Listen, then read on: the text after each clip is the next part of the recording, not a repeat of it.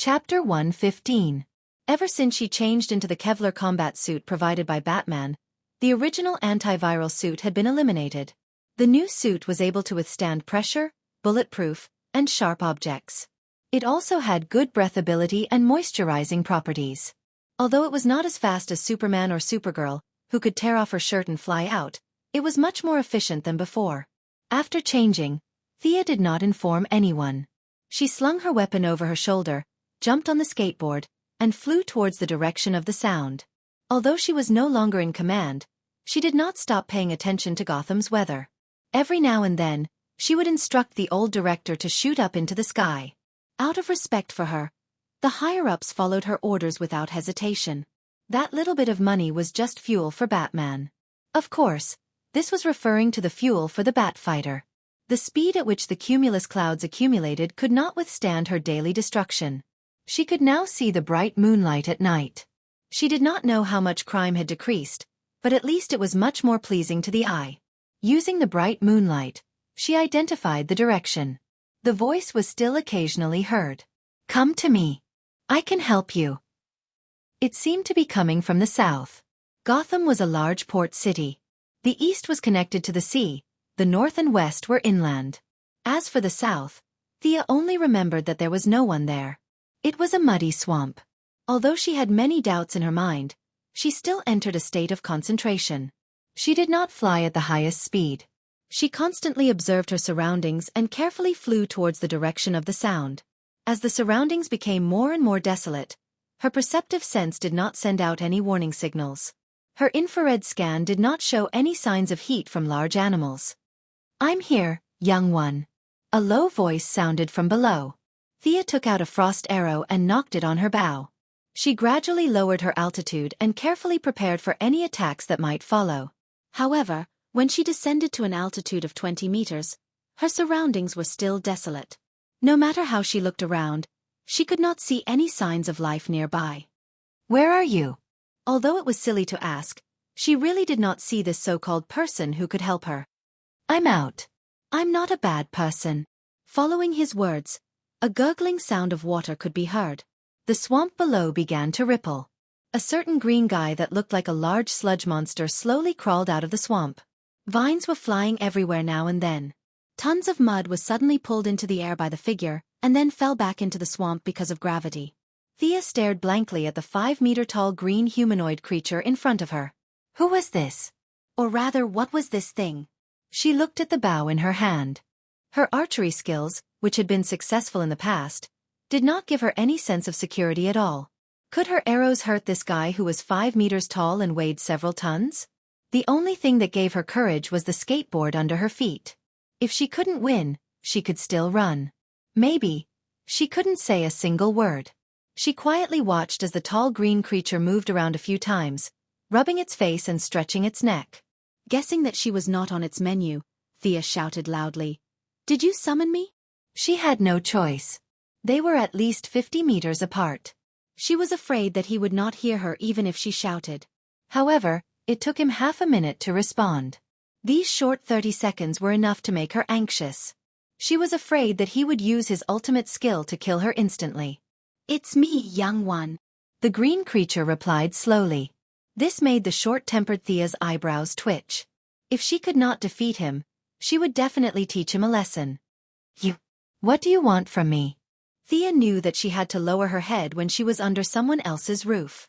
She lowered her altitude to the same level as him and asked respectfully. "It's a long story. Be patient," the green creature said calmly. Thea felt that this guy did not seem to have any bad intentions. She could only say that she was very patient and that they could talk until dawn. "I'm not a bad person." Thea did not understand why he kept emphasizing this point. It remained to be seen if he was really not a bad person or if he was just trying to numb her. "I'm a botanist. I became like this because of an experiment. My original name was Alec Holan. Of course, no one calls me that anymore. They all call me the swamp monster." The giant green creature, or rather, the swamp monster, sighed when he talked about the past.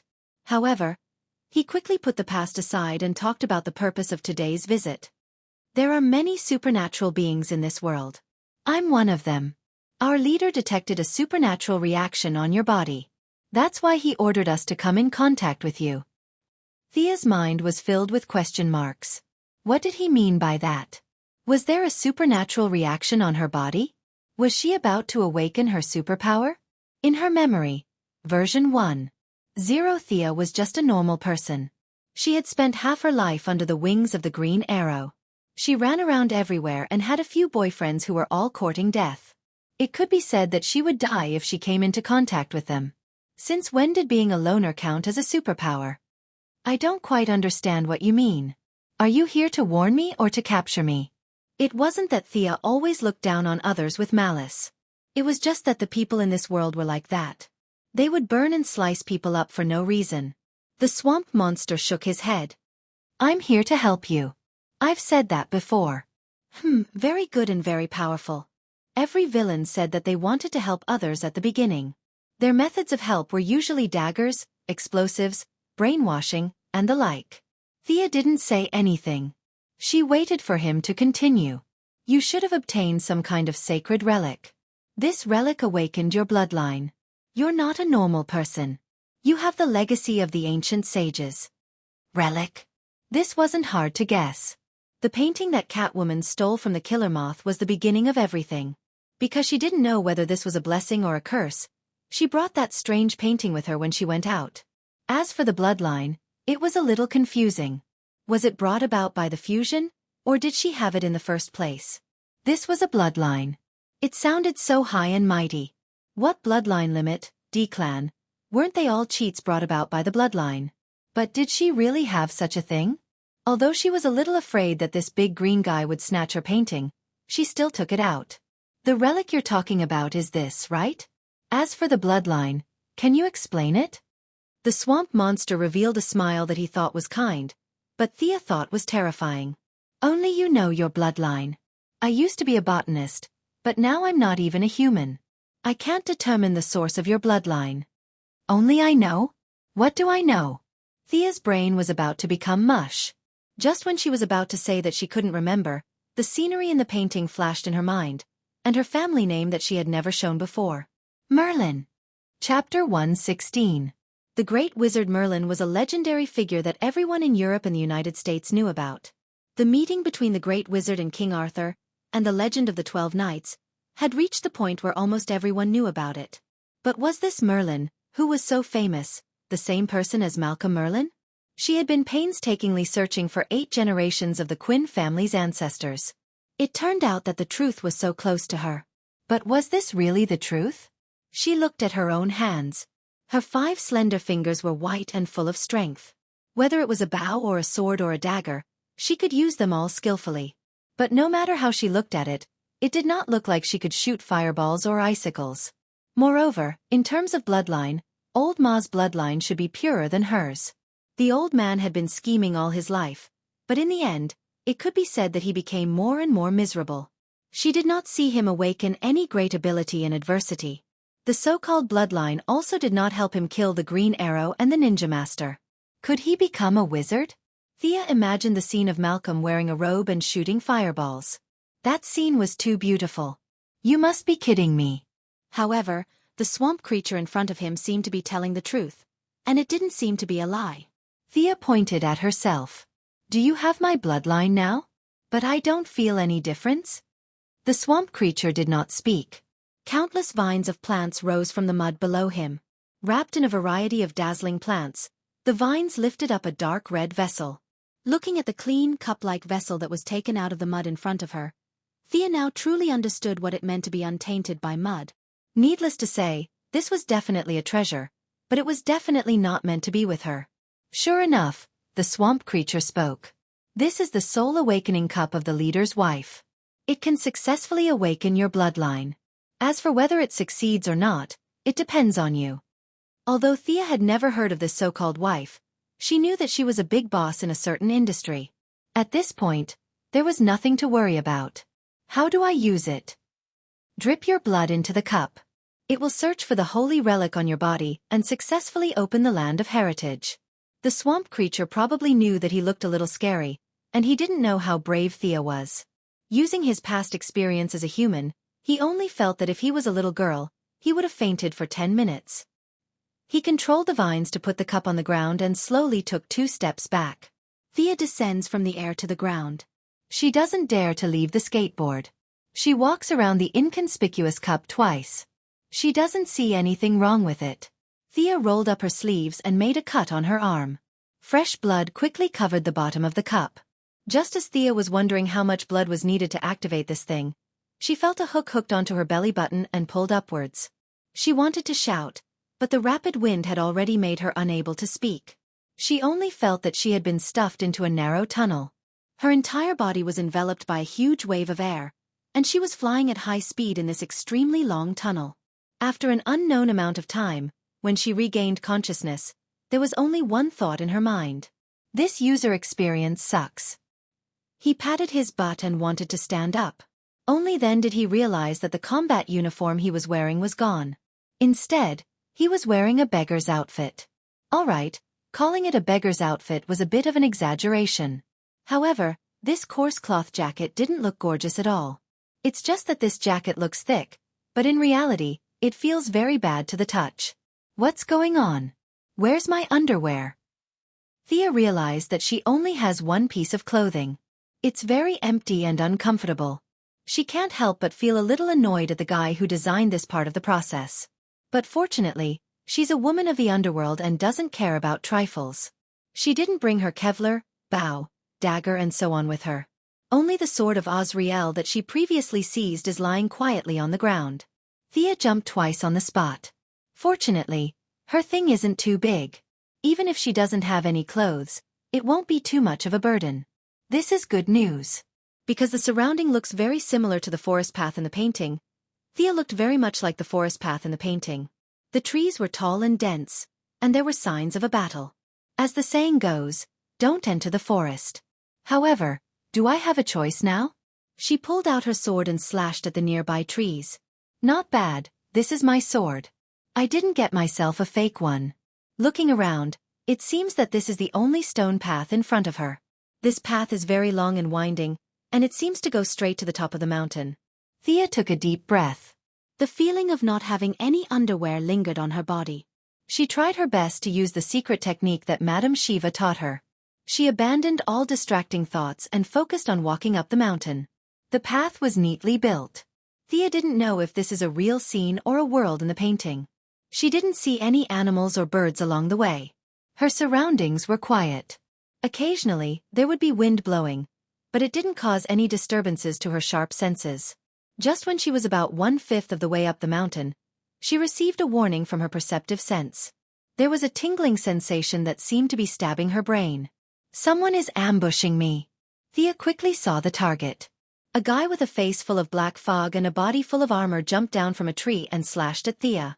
At this time, the enemy was in mid-air, and his body was full of openings. In theory, it was the best time to attack.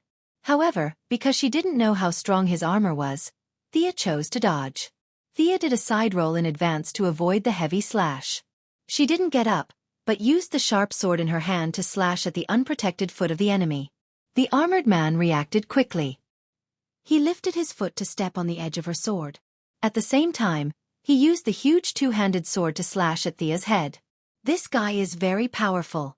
Thea used her agility to pull away and focused on defense. She peeked at the opponent's attack pattern and waited for the opportunity to find a flaw to determine the winner. Through the continuous exchanges, Thea gradually figured out the ins and outs of this guy. Looking at his skills, he definitely wasn't a nobody when he was alive. His two-handed sword danced vigorously, and ordinary people would have been hacked to death if they encountered him. Thinking of this, Thea was a little puzzled. Is my bloodline really Merlin's? Why did the mage selection have a martial arts competition? Or was it that the mages of Ancestor Merlin's time were all warriors? Although she was a little puzzled, she still easily dealt with this guy. Thanks to the ninja master's knowledge, Thea had long seen through this guy's swordsmanship. It was an ancient English battle formation swordsmanship. Whether or not he was a knight of the Round Table was unknown, but this set of swordsmanship was something that Thea had learned before. Moreover, as a master who had been in seclusion for 800 years, he had long studied the ways to break these swordsmanship. As long as she followed the recipe, she would be able to defeat this guy. Soon, Thea found the flaw that she was waiting for. The Black Fog Knight used a move where he held the sword with both hands and stabbed forward. Thea used the edge of her sword to block the knight's sword. Then, she charged forward fiercely and stabbed the sword in her hand into the knight's face. The Black Fog Knight immediately stopped. The shocking killing intent from before dissipated in an instant. He crossed his sword in his right hand and knelt on one knee on his left knee. He performed a salute that Thea couldn't understand, and then disappeared like a breeze. Chapter 117. After killing the Black Mist Knight, Thea did not let down her guard. She carefully made her way to the top of the mountain. The second half of the journey could be described as uneventful. In fact, by the time she was halfway up the mountain, she had a rough idea of what was going on. The original purpose of this checkpoint was probably not to let the apprentice sorcerers slay the knights blocking the way. If he guessed correctly, it should be to test the reaction speed and basic physical fitness of the people who came. To put it bluntly, it was to select the person who would run away in the face of danger, and the person who could run away quickly. However, Master Merlin probably did not expect his descendants to have such a weirdo like Thea. She killed the obstacle with just a few punches and kicks. The Black Mist Knight's martial arts were outstanding even today. The medieval ancestors of the Merlin family could only scurry away in front of him. It was impossible that ancient martial arts were better than modern martial arts. A skill must be more refined and refined. After countless generations of refinement, the final version must be stronger than the original version. Of course, if there was inner force or true inner force, it would be another matter. Anyway, Thea did not know that there was such a power system in this world. Otherwise, a ninja master who practiced for more than 800 years would have ascended. Phew! Thea climbed to the top of the mountain. The mountain was really high. She took a deep breath and stabbed her sword into the ground. Although she did not meet any enemies along the way, she did not feel relaxed. She wondered how her ancestors who were chased all the way to the top of the mountain were feeling. They must be so tired that their tongues were hanging out. She hoped that the second level would not be too difficult. The ground in front of her was not so much the top of the mountain. It was more like a square. The entire top of the mountain was flattened. In the depths of her sight was a large British-style palace. The palace door was at least 10 meters high. There were several tall but damaged knight statues around it. Thea did not recklessly push the door open. She wanted to observe for a while. Besides, judging by the height of the door, she might not have the strength to push it open. It seemed that the designer of the level did not want the challengers to push it so recklessly. The two thick and wide doors slowly opened. Thump, thump. Heavy footsteps kept beating on Thea's heart. Under her shocked gaze, a huge figure slowly walked out from behind the door. It had 2 horns on its head, crimson-yellow eyes, 4 feet and 2 wings. Its body was covered in lava-like scales and it had a tail as long as its body. Red dragon? Fire dragon?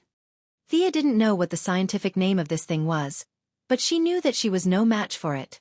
Not to mention her, even Bane couldn't defeat this thing even if he used up all the venom in the jar. Uncle Merlin really wants to select a mage? His previous thoughts must have been wrong. How could those medieval village women and local nobles who had never left their homes be able to defeat this thing? He must have been scared shitless. Or could it be that the way he completed the first stage was too unusual, and the result of taking an unusual path was to increase the difficulty for himself? Thea looked down at the sword in her hand. No matter how she looked at it, it didn't look like it could slay a dragon. Could it be that he still had to test his agility by running in while the red dragon was attacking? Thea shook her head. The dragon came out and squatted at the gate. It had no intention of getting up. In an instant, she thought of 7 or 8 possibilities. There were game guides from her previous life and various fairy tales here, but she found that none of them corresponded to her current situation. Her current situation was described with a big headache. Just as she was thinking hard about the purpose of the stage design, the red dragon in the distance seemed to be very dissatisfied with her motionless. It didn't do anything and spat out a fireball. Thea cursed. Did the prerequisite of a mage apprentice have to be a dragon slayer? Or was it that the ordinary people in Merlin's time were so fierce that killing a dragon was like killing a chicken?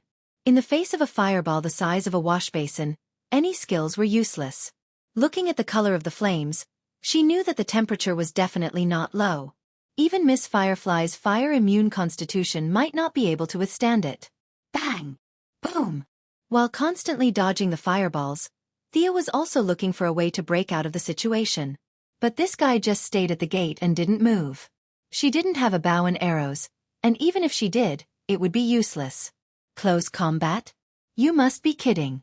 She didn't have 39 friends to help her now. What magic? Thea was here to learn magic. She didn't know how to do it at all. Ha! Thea, who was running around, inadvertently found that a piece of ground was burned by the fireball. It seemed that there was only fire and no chemical reaction of burning oxygen. It was not scientific to talk about oxygen in such a magical place. Thea didn't have time to think about it. She rushed to the edge of the fire pit and touched it with her hand. Indeed, there was no sign of high temperature. She put her sword into the bottom of the pit and waited for a few seconds. She pulled out her sword and found that there was no sign of burning or high temperature on the sword. Was it fake? No, she touched the edge of the fire pit with her sword. There was still a physical impact. Vaguely understanding the purpose of this level, Thea reached out her left hand and imagined a pistol. In an instant, a Beretta 92F appeared in her hand. The weight of the gun was very real. She tried to shoot it again. The sound and trajectory were exactly the same as a real gun. She got it. This was a test of her imagination. No matter what kind of weapon she imagined, as long as she could defeat the red dragon, she would pass. Wasn't it just a test of imagination? Thea was not afraid of anyone with the mindset of the people from Earth in her previous life. So what if he was Mage Merlin? Did he think that the most powerful creature for ordinary people was a dragon? Not to mention his strength, his knowledge was just so. Thea first imagined a governor version of the Terminator. The burly man was instantly formed, and after receiving the order, he charged forward with a Gatling gun. The red dragon was indeed powerful. In the face of the governor's provocation, it responded with a wash basin-sized fireball. Neither of them dodged. In less than half a minute, the governor died heroically. Thea did not waste this half a minute. She immediately thought of the giant robot in the Pacific Rim. The robot she was operating was the indescribable Crimson Storm built by the country. It was red all over, 150 meters tall, and held a serrated sword in each of its 3 arms. It rushed forward aggressively. Suddenly seeing such a huge creature, the red dragon that was lying on the ground pretending to be dead was so shocked that his eyes almost popped out of their sockets. Although he was an illusion, he still had his intelligence and experience from when he was alive due to the support of magic. He swore with his 1,000-year-old dragon age that he had never seen such a huge humanoid creature before. Was this the legendary Titan? A 150 meters tall and weighing over 1,000 tons of metal against a red dragon that was 20 meters tall and less than 100 meters long. The whole process could only be described as dog torture. Thea felt that she had never felt so good in her life. One of her hands held the dragon's neck to prevent him from moving. The other 2 hands held the sword and slashed fiercely. At first, she used a few sword moves, but later, she stopped. Slashing and slashing was enough to deal with this guy. Chapter 118. The aggrieved red dragon didn't even have the chance to use its dragon wings or shadow flame before it was pressed to the ground by Thea and cut into pieces. In theory, the dragon would die if its head was cut off, but this was obviously an illusion version of the dragon, so it was hard to say whether the fatal wound was in its head. Thea didn't think that her time was precious. Like mincing meat, she cut the majestic red dragon into pieces of meat that were less than half a meter long and wide. She searched around but didn't find any forging materials like dragon crystals or dragon cores. She sighed. Just now, she found that there was a trick to pass this level. There were 4 broken knight statues at the door. The designer's goal was to use these statues as reference objects to simulate the classic scene of a knight and a mage working together to kill a dragon. But she didn't know which generation of ancestors had misunderstood or deliberately caused trouble for their descendants. But he or she directly brought the statues to life and fought a great battle with the red dragon. The 4 statues were now piled up on the side like garbage, and if one didn't look carefully, one wouldn't know the specific meaning behind it. Anyway, she passed. Thea controlled the robot to put her on the ground. She was 150 meters away, so she didn't dare to cancel it suddenly. She would fall to her death. Carrying her sword, she walked around the pile of meat and walked into the hall. Not long after she entered the hall, the 2 doors closed in a very old-fashioned way. She pouted. How uncreative. From the outside, it looked spacious and tall, but the space inside was actually not that big. Thea walked a few steps and came to the side of a desk. There were a lot of parchment papers on the table, 3 quill pens were placed diagonally on the table, and a small bottle with very little ink was thrown carelessly on the ground. Thea was more and more sure that there was something wrong with this scene. It was so messy and disorderly that it didn't seem like an examination at all. There wasn't even someone to clean up the table. Moreover, there wasn't even a prompt along the way. She didn't ask for the system to make it like a system fairy, but even if it put up a notice board, it should at least let the candidates know what to prepare. No matter what the examination was, she should clean up the table first. But when Thea touched the parchment paper, a huge hourglass suddenly appeared in the originally empty place. She roughly estimated that the sand wasn't moving too fast, so it should take about an hour. But what was he going to do in the next hour? Thea looked around again. The decorations were quite luxurious. There were carpets, murals, lamps, and a bunch of decorations. Thea scratched her head. After all, when Merlin was active, Sherlock Holmes' great-grandfather hadn't been reincarnated yet. But just in case, she still looked around. Many of the items were just decorations and could not be removed. Thea wasted 10 minutes and finally confirmed the target. It was the thing on the desk. He picked up a piece of paper and read it carefully. What a mess! Thea put aside the so-called practical application of mana and the secondary connection between the earth and water. If he couldn't understand this piece of paper, his ancestors wouldn't be able to either. He could only spend another 5 minutes sifting through all the parchments and find a few that he could understand. It was really simple. The paper was filled with basic knowledge, such as the composition of the universe, the basic framework of the world, and so on. For Thea, whose learning ability had been enhanced to 2.0, it was a piece of cake. She used her extraordinary intelligence to forcibly record down the information that conflicted with her original worldview. Then, she began to read the scrolls that she couldn't understand. She realized that the next examination was probably a written one. The quill and ink didn't look like a souvenir for her. Thea used the skills she learned from her previous life to deal with exam-oriented education. Some of them had some similarities with modern physics, while others were nonsense. She didn't care if she understood them or not and just memorized them all. The learning methods from her previous life were a great help. Combined with her powerful memory, she could say that no matter if it was the Ninja Master or Batman, she wouldn't lose to them in terms of learning speed. There were more than 10 parchments with tens of thousands of words that went against common sense. In less than half an hour, she had memorized all of them. She also used the last 10 minutes to comb through her entire memory. The knowledge was very heterogeneous. Although it was the result of a large system, Thea felt that it was too scattered. It felt like someone had put it all together as a prank. As for the truth, she did not care at this time. The whole assessment site seemed to have been used many times, and the painting she got had probably passed through many generations.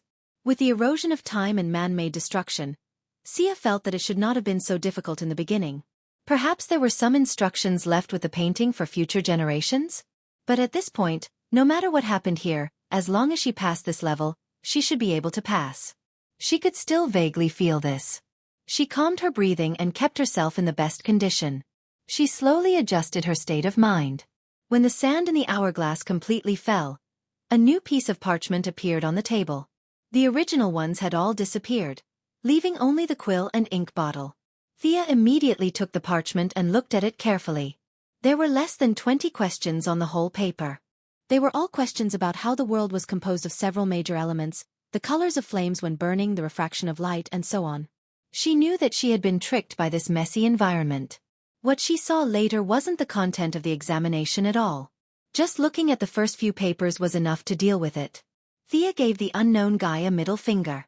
Don't let me see you in person, or I'll beat the shit out of you.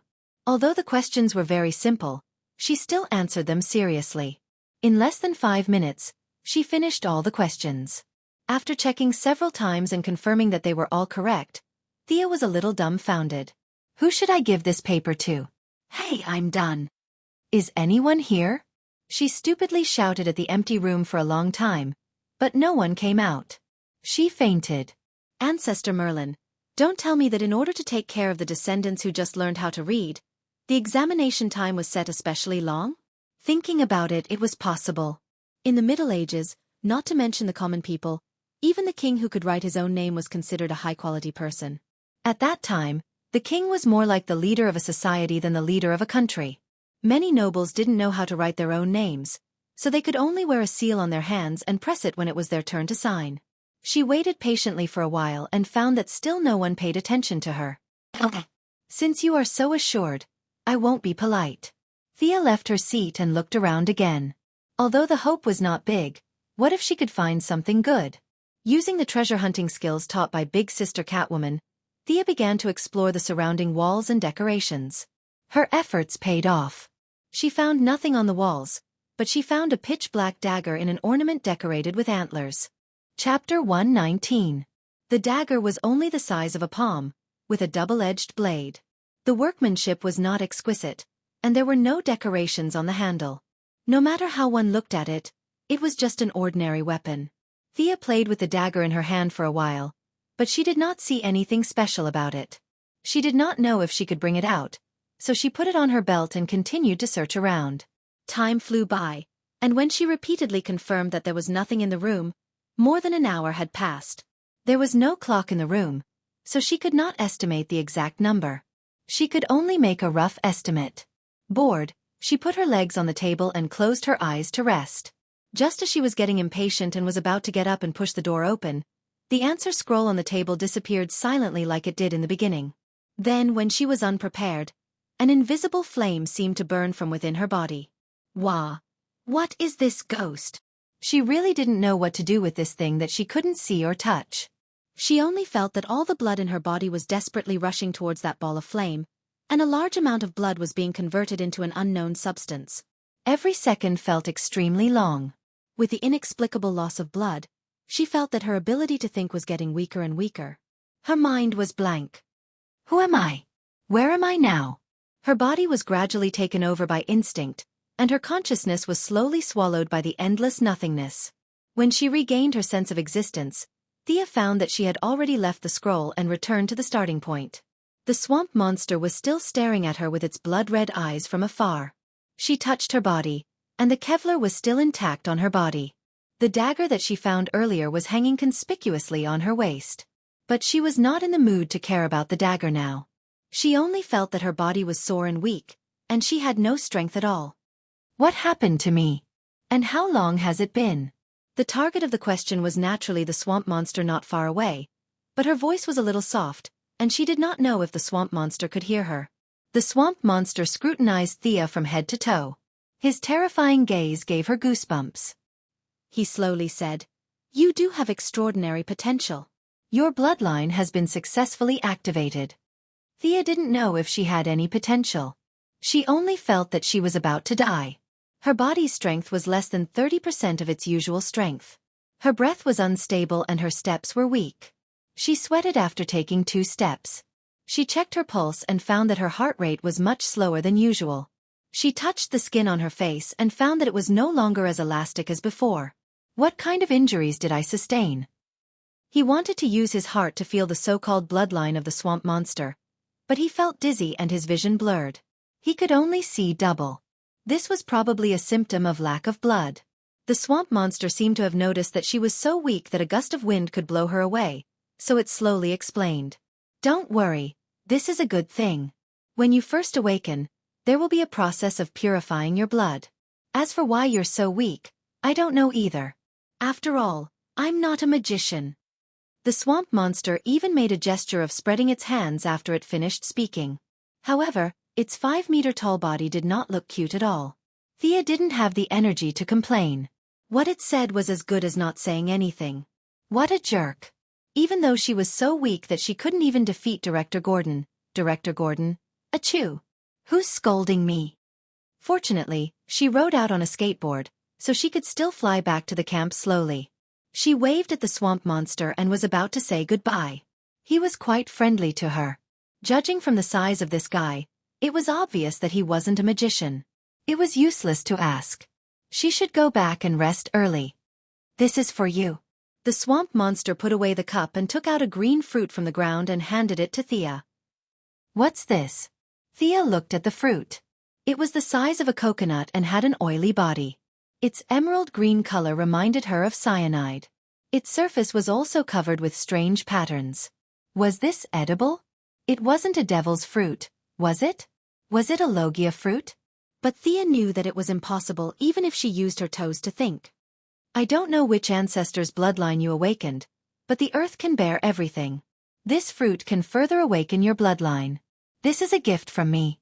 I can see every corner of the city. You've brought light to Gotham. You're a good child. Justice needs your strength. Even though she was praised by a 5-meter-tall green creature, Thea was still quite happy. It seemed that there were some benefits to her urging the rain every day. She smiled as she took the fruit. This thing could awaken her bloodline again? It didn't seem too bad. Thea was a little scared after her previous experience. Plus, she was extremely weak.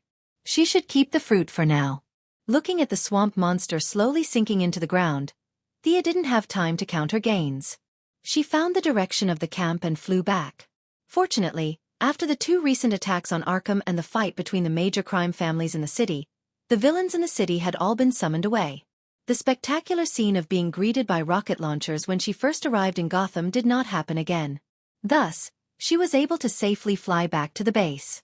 She wanted to sneak back to her room, but she still startled Felicity, who lived next door. This girl had been getting closer and closer to Catwoman recently. The 2 of them were playing games in the room.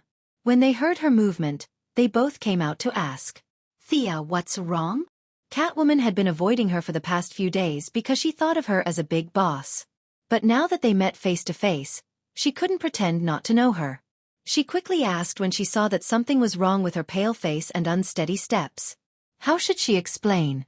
If she said that she had obtained a bloodline or something, it wouldn't be a problem if these people knew, but she had to consider Batman's unnatural attitude of hatred. She couldn't afford to lose the reputation she had gained. Just as she was thinking hard about how to come up with a good lie, Felicity, who always had a big imagination, looked at her for a while before she said in a tone of realization, "You're having your period? You're using so much this time." In a daze, Thea took a while to understand what she was referring to. F***ck, you're bleeding so much in one go. She had lost almost a third of her blood, but Sia thought about it and realized that she had indeed lost a lot of blood in the past few days. Although the quantity of blood she had sold at one time was a bit higher than the standard, at least it was an explanation. Although it was a bit awkward, she tacitly accepted this fact. Catwoman immediately understood what she meant. She was very enthusiastic and helped her back to her room like an old lady. Then, she volunteered to boil some brown sugar water for her. Barbara, who lived nearby, heard the news and jumped out of Robin's room to help. She didn't know if she was in the mood to watch a good show or if she was really concerned about her comrade. Batman was doing recovery training. When he heard that she was injured, he hurried over. But when he saw that she was surrounded by women, he used his rich knowledge to surpass Lex Luthor's IQ to determine the specific situation and ran away. Chapter 120. For the next few days, Thea used the excuse of being attacked by her aunt to deal with everything. Needless to say, this reason was really very good and very strong. Everyone who saw her showed a bright smile, and all of them were concerned about her well-being, afraid that she would suddenly die. With her body's hematopoietic function activated, Catwoman Barbara would send her some black chicken with brown sugar from time to time to nourish her body. She had recovered most of her combat power and could properly sort out her gains this time. In fact, she had already received a message the night before. This message was very mysterious, as if it had suddenly emerged from her soul. There was no need to read or understand it. It was completely an instinctive skill that she had mastered. From the message, she realized that every descendant of the Merlin family would master an instinctive skill, or a spell-like ability, when they successfully awakened. This skill did not require magic, gestures, or any other external conditions. As long as one had enough physical strength, they could activate this ability.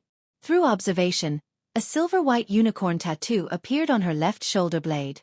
It could be visible or invisible. This tattoo could be said to be a dual skill. During the day, it was a yang tattoo and would constantly absorb sunlight. When the skill was activated, it would summon a unicorn to accompany her in battle until it was cancelled. At night, the tattoo would be a yin tattoo and absorb the power of the moonlight. It could use the power of the shadows to create a clone of Thea with the same ability as her. Unicorn? Thea pondered for a moment. She opened the door and saw that no one was paying attention to her. She hurriedly closed the door and windows tightly. Thea prayed silently and concentrated on the tattoo. She hoped that the movement would not be too big. She concentrated on the tattoo and activated it. A faint white smoke flashed and the assistant she had been eagerly waiting for landed in front of her. Xia's face was filled with black lines as she looked at this guy who was slightly bigger than her palm. If she took a closer look, there was indeed a horn on his forehead. He didn't randomly find a horse or donkey for her to deal with. The little unicorn did not even know where it was. It stood up in a daze on Thea's bed and looked around. It was a little confused when it realized that it was not familiar with the environment. It retracted its 4 hooves and looked around nervously. When it raised its head and saw Thea, it immediately relaxed and looked at her with its big eyes. Seeing that she didn't respond, it licked her hand with its tongue. It was quite cute. Thea unconsciously stroked its mane with her hand. It was so soft, and it felt so good to the touch. Looks like this guy won't be able to become a fighting force in a short period of time. Don't tell me I have to rely on it to kill the enemy. That night, she tried the doppelganger technique again, and the results made her feel gratified. This was different from a certain Japanese manga's cloning technique. This clone was also a physical entity that could attack and speak. Even if it was hit, it wouldn't turn into smoke and disappear. However, it would still deal fatal damage. Thea's fighting abilities could also be completely controlled by the physical entity. However, the equipment on her body could not be replicated. If the enemy knew the inside story and attacked the original body, she would be dumbfounded. However, the flaws did not obscure the beauty of the jade. They could be flexible. For example, one of them held a saber while the other held a dagger. They could circle left and right a few times and the enemy would be stunned. Thea once hid in the house and tested it. After the skill was activated, the stamina consumption would double. If the consumption per unit of time was 1, now it was 2. The damage received by the clone would not affect the original body. In theory, Thea would be fine even if the clone died 100 times. But at the same time, she wouldn't be able to learn anything the clone read. The two of them could only share some simple information. This could be considered as having its advantages and disadvantages. It was also very simple to increase the power of the Yang rune and Yin rune. The Yang rune could be exposed to the sun, and the Yin rune could be exposed to the moon. The unicorn would grow from a juvenile to an adult with the accumulation of sunlight. In the end, it would even grow a pair of wings and become the royal unicorn family. As long as it evolved to an adult, the two of them could merge. Thea would automatically have most of the unicorn's abilities and characteristics. The clones at night could also become more agile and intelligent with the accumulation of moonlight. It was even possible for 2 or 3 clones to be created at once. In order for the unicorn to grow up as soon as possible, Thea could proudly claim that she was also the kind of person who could strengthen herself by basking in the sun. In the future, she could add a deck chair next to Superman and Supergirl. Let's bask in the sun together. She didn't know what kind of talent the predecessors had. Yes, to save herself the trouble, she now called it a talent. She felt that this clone talent was still very suitable for her.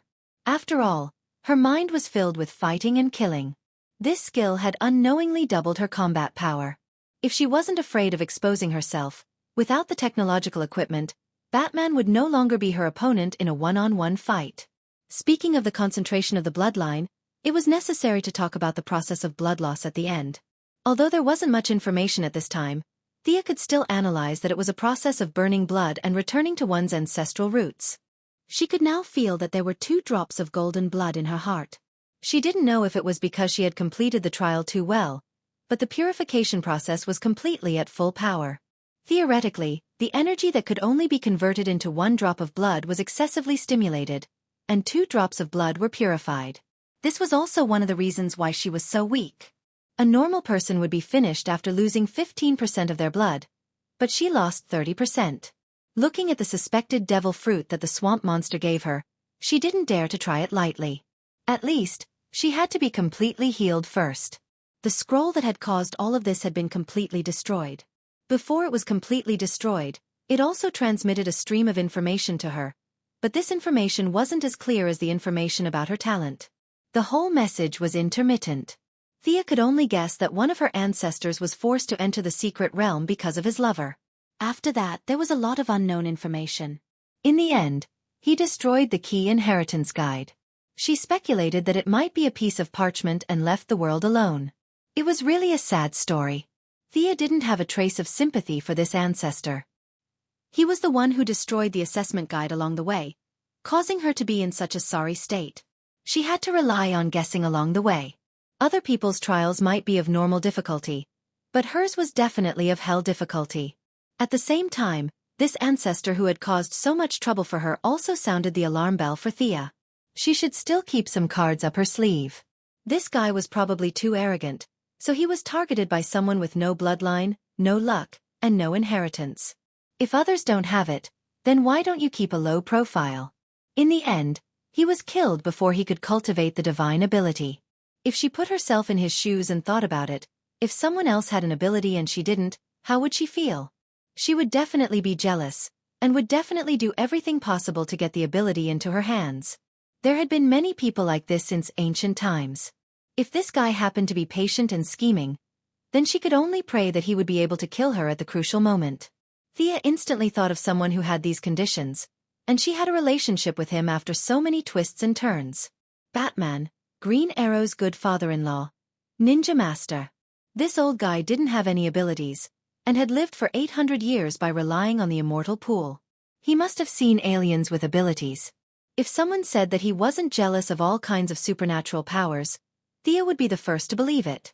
Moreover, the more Thea thought about it, the more she felt that Thea was ambushed by Ninja Master in version 1.0 of the show, causing her to suffer irrecoverable injuries. After that, Thea's overall quality began to greatly decline, and she even withdrew from Green Arrow's team. Was there some inside story that she didn't know about? There were so many people around Green Arrow, Laurel, Sarah, Felicity, and a bunch of other women.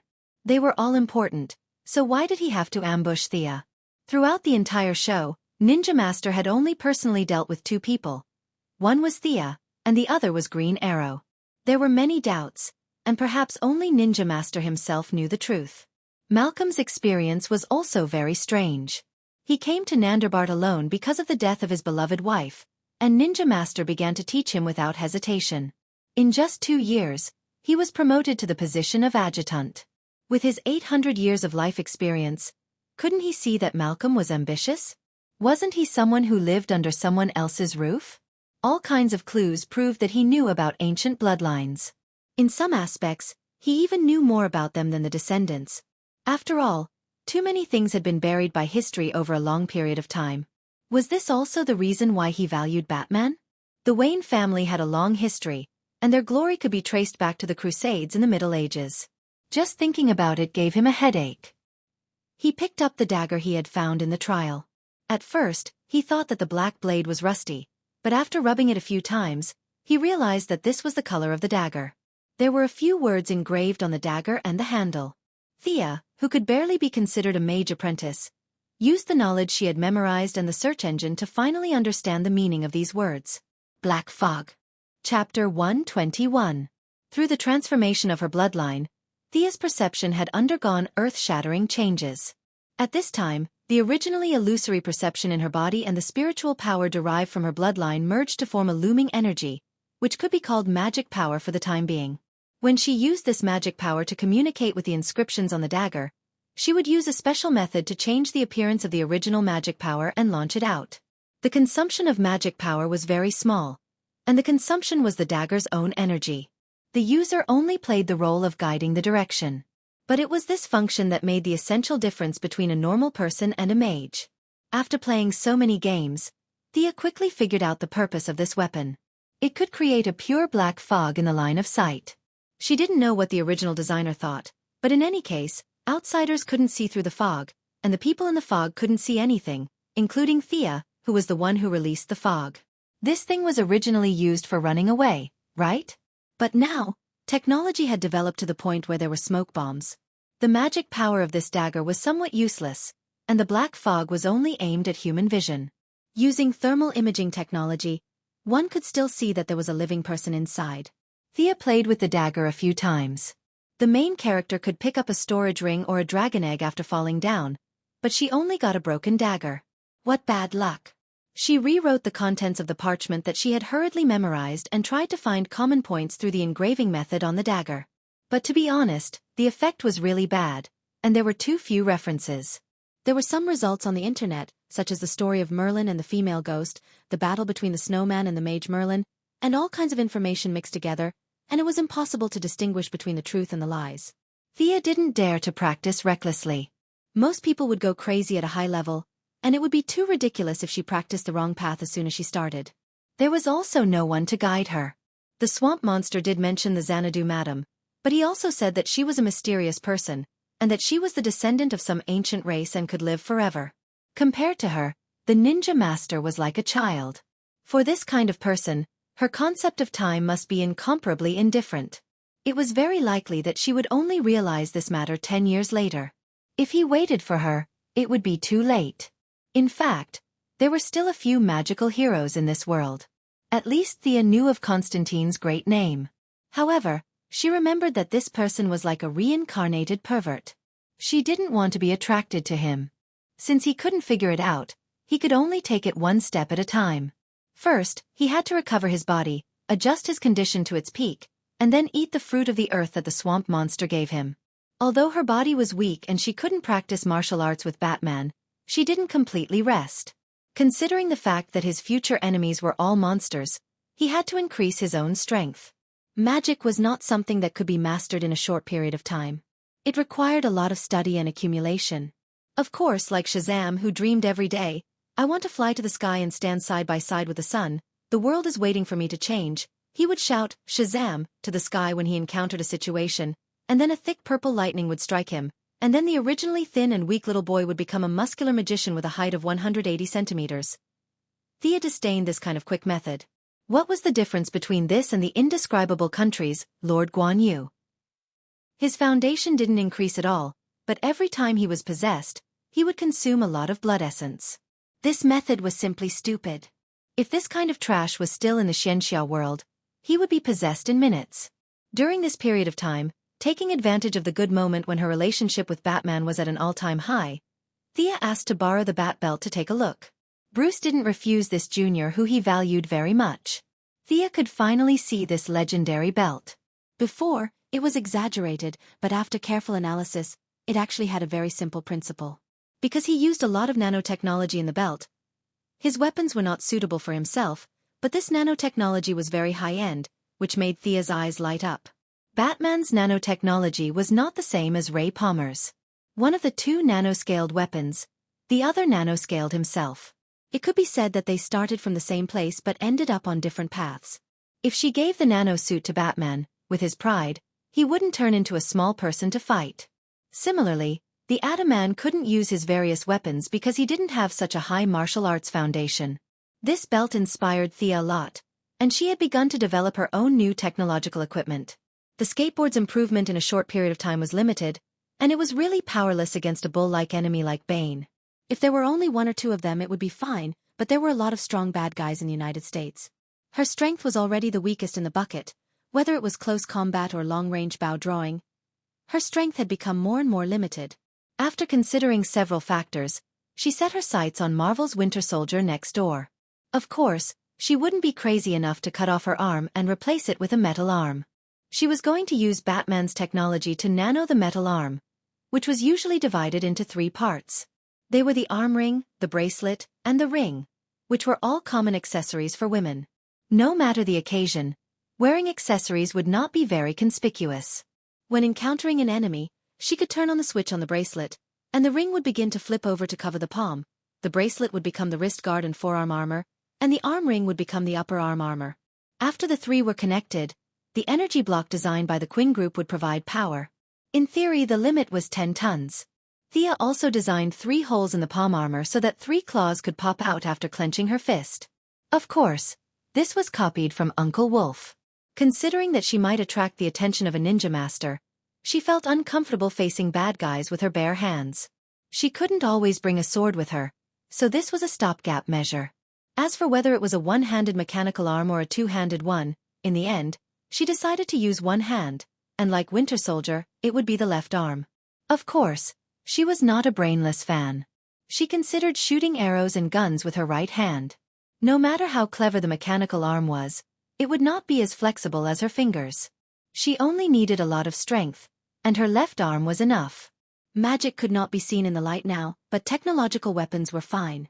She did not want to waste Batman, a great master of mechanical manufacturing. She took the design and asked him for advice. Master Bruce could only express his admiration for her wonderful ideas. This mechanical arm had a lot of conflicts with his existing equipment. He would not use it, but he could still give some advice. The two worked together to improve the overall design, combining several technological achievements of the two companies. The new design made the metal arm lighter and the output power per unit of time higher. Batman had some complaints about her design of hiding claws in the equipment and secretly attacking the enemy at the critical moment. Thea could only express her concerns, such as women wearing too little clothes in public and having no place to put their weapons. Master Bruce could not comment on her mentality of touching bad guys every day, so he could only agree with this design. Chapter 122. The group rested for 7 days. Considering the secret weapon that Talia mentioned, they had long wanted to charge in. However, they were worried that Thea, who was an important combat force, would need to recuperate, so they waited for a full week. As for whether they could go without her, they felt that it would be safer to bring her along. A few days wouldn't make a difference, so it was better to wait. During the journey, Thea even dragged them to the Wayne family's private beach to take pictures. She had no choice. She told Moira that they were going to Malibu Beach, so she had to at least take a few pictures to fool her. When she put on her swimsuit, Thea realized that she had grown a little taller. Originally, she had some scars on her body from training, but after the blood baptism, the old scars and bruises were all gone. Her skin was tighter and smoother than before. Westerners, especially women, had relatively large pores. From afar they looked fine, but up close, their skin was not as smooth as Eastern women's. Sia's skin was now very smooth, and it was very soft to the touch, which made the other women exclaim in amazement. Previously, her appearance could be rated 90 points, but now it could barely be rated 95 points. She had also vaguely talked to Batman about it. Regardless of whether this attack went smoothly or not, she should return to Star City. Whether it was acting as Moira's mascot or her own college matters, they had all been put on the agenda. Batman obviously wouldn't say anything. It was a voluntary help. He was already grateful to be able to fight in Gotham for 2 months. Moreover, Thea had helped him a lot by getting rid of Talia, who he couldn't do anything about. 7 days later, the group charged into Arkham in the evening. Thea was initially surprised when she heard that they were going to attack at night. Batman still didn't dare to appear under the sun, but she had no reason to refuse. If he liked to go at night, then so be it. Batman and Thea had similar commanding methods. It wasn't convenient for him to show his face, so both of them controlled Director Gordon, who wasn't afraid of death.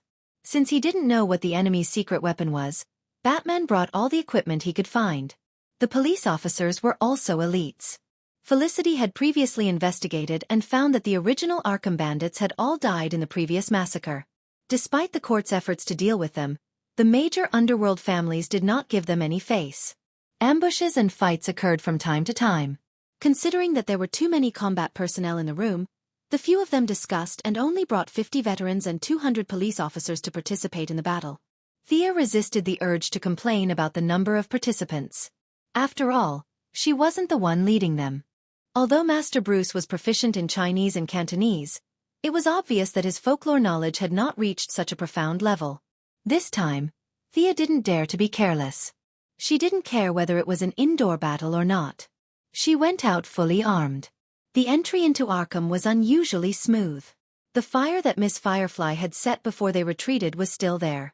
A third of the asylum was burnt down, and with the recent gang fights, the exterior was not taken care of properly. However, no one was careless. Batman did not enter with the main group. No one knew where he was hiding, pretending to be mysterious. Thea and her old partner, Miss Firefly, acted as long-range attackers. Although the two had a cold reputation, they had worked together many times and had some chemistry. But the tacit understanding soon disappeared. Batman used some kind of device to detect Mr. Freeze's existence, and commanded Firefly to fight him in his earpiece. Not long after, the two Talon members also jumped out to cause trouble. Batman then sent Barbara and Robin to deal with their old rivals. From time to time, groups of 2 or 3 gangsters would shoot at them. The whole team could only leave a few people to deal with them. As they went deeper into Arkham, the number of people by Gordon's side decreased. There were gunshots and explosions all around them. Was this a war of attrition? Thea also felt that this tactic was shameless. Even if they won, they would suffer heavy casualties. However, under such circumstances, they could only grit their teeth and fight their way in. Ah! With an angry roar, a guy with a large can on his back charged out. He aimed a punch at Gordon's head. However, he did not manage to land the punch. A bat dart pierced his arm from the side. The dart had a barbed design similar to Thea's. Once it was pierced, it would not loosen.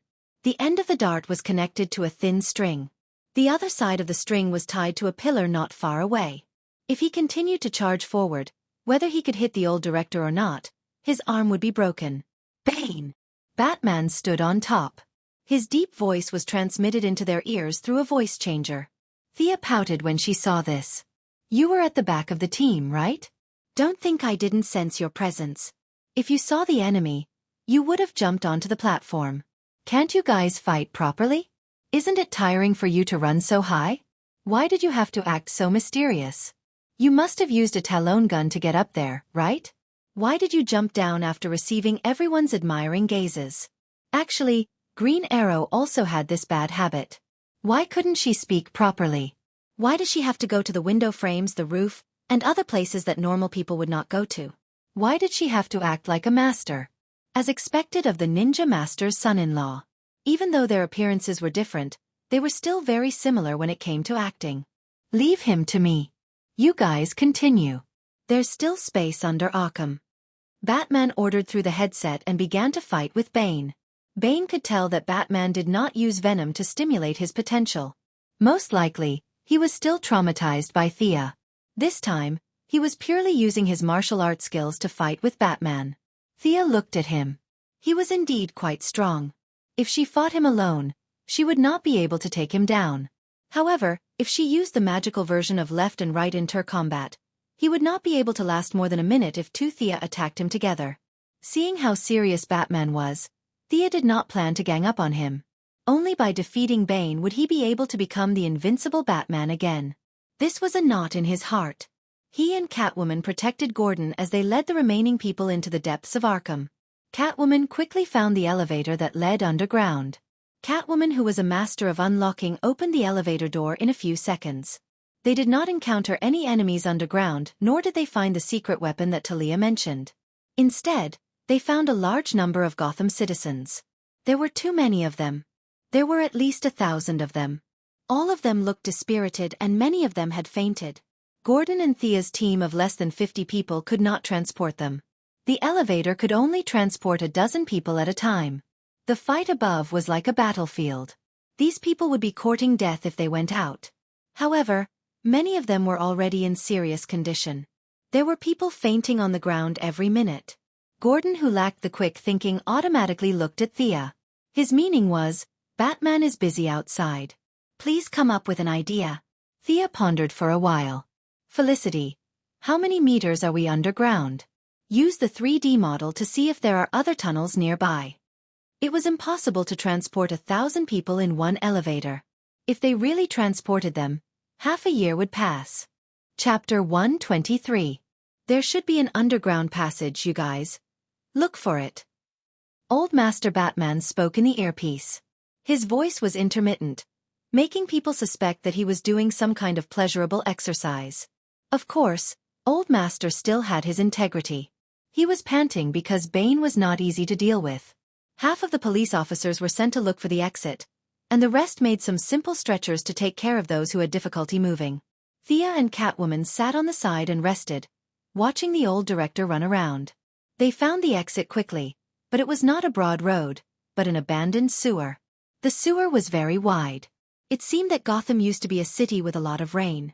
The sewer was tall and sturdy, but the dirty ground did not look like there were any signs of human activity recently. Looking at the dark and abandoned sewer, they were a little troubled. It was too dark. What if there was an ambush? It's high enough here. I'll ride the skateboard and scout. Thea, as the one with the highest combat power, could only take on this difficult task that no one knew about. Catwoman was a little embarrassed, but she was not as agile as Thea. She reminded her to be careful, and the two girls hugged gently. I'll go in first. Wait for my signal. Thea took some kindling and a torch, called out to them, and entered the sewer alone. After a while, when they could no longer see her, She activated her bloodmark clone technique. A lifelike shadow floated out of her body, and in less than a second, the shadow was completely materialized. It was dressed exactly like her, and looked at Thea vividly. It was a strange feeling. The same body, the same thoughts, but different perspectives. It was like looking into a mirror. The clone's equipment could also be changed, but the effect was really speechless. It was just an empty shell. Thea tried the sword that the clone carried, but it was not as sharp as a nail clipper. She cancelled all of them and passed the torch over. Thea's original body was still on the skateboard. She pointed into the distance and ordered, "Go scout." The doppelganger curled his lips in a very human-like manner, took the torch, and moved forward. "That's a lot safer." Thea followed behind him slowly. She would never put herself in danger. If it wasn't for this secret technique, she would never do such a dangerous job. After walking for less than 10 minutes, Thea also sent a signal to the people behind her. Although the smell was bad, there was no danger. "Selena, you stay at the back. I'll take the lead." The old director thought highly of the meticulous Catwoman. Although he was almost 60 years old, he still had the spirit of taking the lead. He ordered a few police officers to take the lead, and he himself followed closely into the abandoned waterway. Although Thea lit some fire sources to provide illumination along the way, there were too many people in the team. They were busy for 20 minutes before the whole team entered the waterway. Catwoman saw that there was no one around and quickly followed them. Most of the Gotham citizens who were captured were young and fit. Even though they had been imprisoned for a long time, they were still physically strong. Now, to escape for their lives, those who could still move were running at top speed. It was very quiet in the earpiece. The heroes were all silently dealing with the enemy. Catwoman was still a little dissatisfied with their speed. Just as she was about to ask how long it was before they reached the surface, "Aya!" Thea's voice came from the earpiece. The few of them were a little surprised and quickly asked what happened. "Oh my God! I'll lure it away. Hurry up!" Boom! Boom! Thea was halfway through her sentence when she was drowned out by all kinds of violent sounds. "What happened?" Catwoman, who was the most idle at the moment, quickly asked. However, no one answered her. "What are you guys planning?" Batman shouted angrily at Bane. Bane only laughed coldly and did not move at all. He took advantage of Batman's weakness and punched him a few more times. Batman had no choice but to focus on the enemy in front of him. The few of them were still trying to figure out what was going on when they heard a muffled sound not far away. Both the surface and underground were greatly shaken. Hiss! This time, it was Felicity's voice that came from the remote monitoring. "Thea blew up the surface. It seems like she blew up the city's gas pipeline. Something is chasing after her." What could be chasing after her? This thought appeared in the minds of the few of them. It was no wonder that they were surprised. There were not many enemies in Gotham that could beat up the fully armed Thea. "Oh my God!" Felicity exclaimed. "A 3-meter-tall humanoid monster is chasing after her." Even though she explained, it was no different from not explaining at all. The few of them still could not figure out what was going on. Phew! Phew! This guy is too strong. I'll lure it out of the city. You guys hurry up and come out. Thea finally caught her breath and briefly introduced the situation to the few of them. She was really caught off guard just now. She was in a daze 10 meters behind her doppelganger. Suddenly, she felt her doppelganger disappear. Then, she saw a 3-meter-tall humanoid monster with a green body appear in her line of sight. European and American sewers were generally built very high. Therefore, whether it was the 3-meter-tall enemy or the floating Thea, it was not too difficult. However, Thea wished that the sewers were built shorter and narrower. The enemy's muscles were as hard as iron. Its skin was gray, and its white hair was draped over its shoulders. Its scarlet eyes were staring at Thea. Solomon Grundy? Are you kidding me? Facing this giant zombie that had been dead for more than 100 years, Thea was completely dumbfounded. This guy shouldn't have come out now, right? It was said that it was as strong as Superman. Would he be able to defeat him? Of course not. Thea understood. This should be the secret weapon that Talia mentioned. The Court of Owls must have used some method to activate the giant zombie in advance and ambush them in the sewers. Are they trying to catch all of us in one fell swoop? Fortunately, she sent her doppelganger to scout ahead. Looking at its big fists, Even if she was protected by a Kevlar combat suit, she would be done for. Thea did not want to fight this guy underground. She communicated with the magic of the black mist dagger. A black mist that could even absorb light enveloped the giant zombie. Since she did not know the effect of the black mist, Thea created another doppelganger and passed by it. The result was satisfactory. The giant zombie kept smashing around in the black mist and did not notice the doppelganger that slipped past it. Thea did not say anything and flew over the giant zombie's head. When she flew 30 meters away, she was also afraid that this guy would cause trouble for the large group behind her. Although she knew that it was invulnerable, she still wanted to use her speed advantage to pull it away so that the citizens would not be scared and pee their pants. Thea drew her bow and nocked an arrow. The target was too big.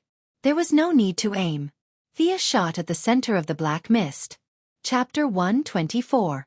The zombie seemed to have sensed the attack and rushed out of the black fog according to the direction of the arrow. Thea glanced at the zombie and saw that her arrow had fallen to the ground. Very good, very strong. It did not break through the zombie's defense at all. Without another word, she ran. However, she had underestimated the zombie's super strength. With its powerful strength, its speed was also unbelievably fast. It did not even slow down when it turned corners. With its huge body, it would probably catch up with Thea in a few seconds. Knowing that the environment here was limiting her ability, Thea controlled her doppelganger to run in the opposite direction to buy herself some time. As expected, the zombie was confused by this action. Its slow brain did not know which direction to go. Thea could not race with it in the tunnel. She had to return to the ground and fly up quickly. She looked around and took out a flame arrow, aiming it at the gas pipeline. After thinking about it, she felt that it was not safe. She threw a cloud of black fog in the zombie's path and created a new doppelganger. She handed her a gun and pointed it at the gas pipeline. Thea's original body quickly ran away. What happened next was what Felicity saw. The entire Arkham area was shaken by a huge earthquake.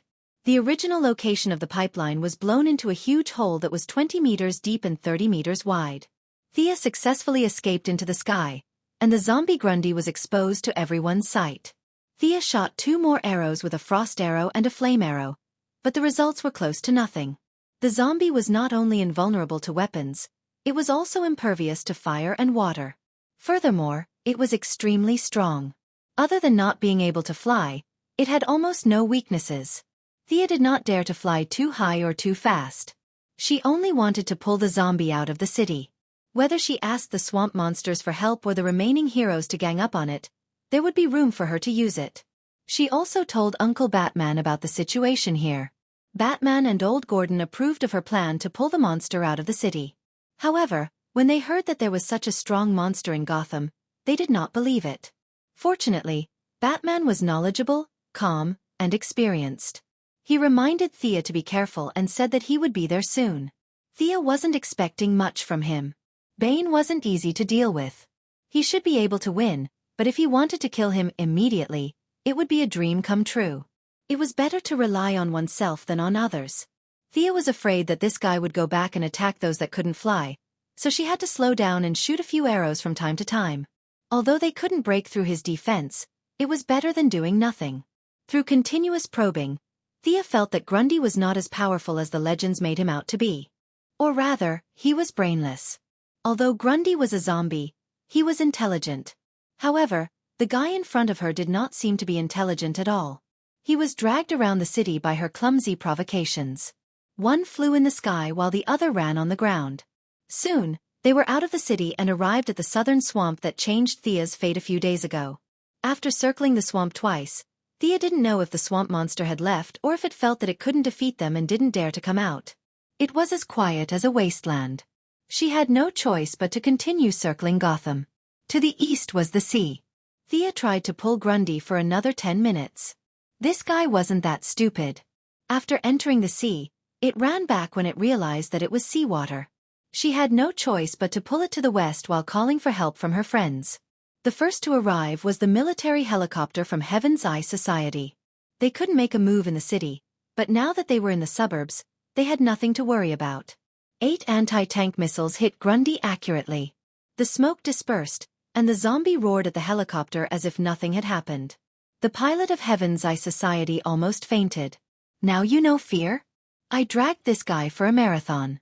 Do you think it was easy? Of course, Thea couldn't sit back and watch her allies die. She shot a few more ice arrows to attract the zombies' attention.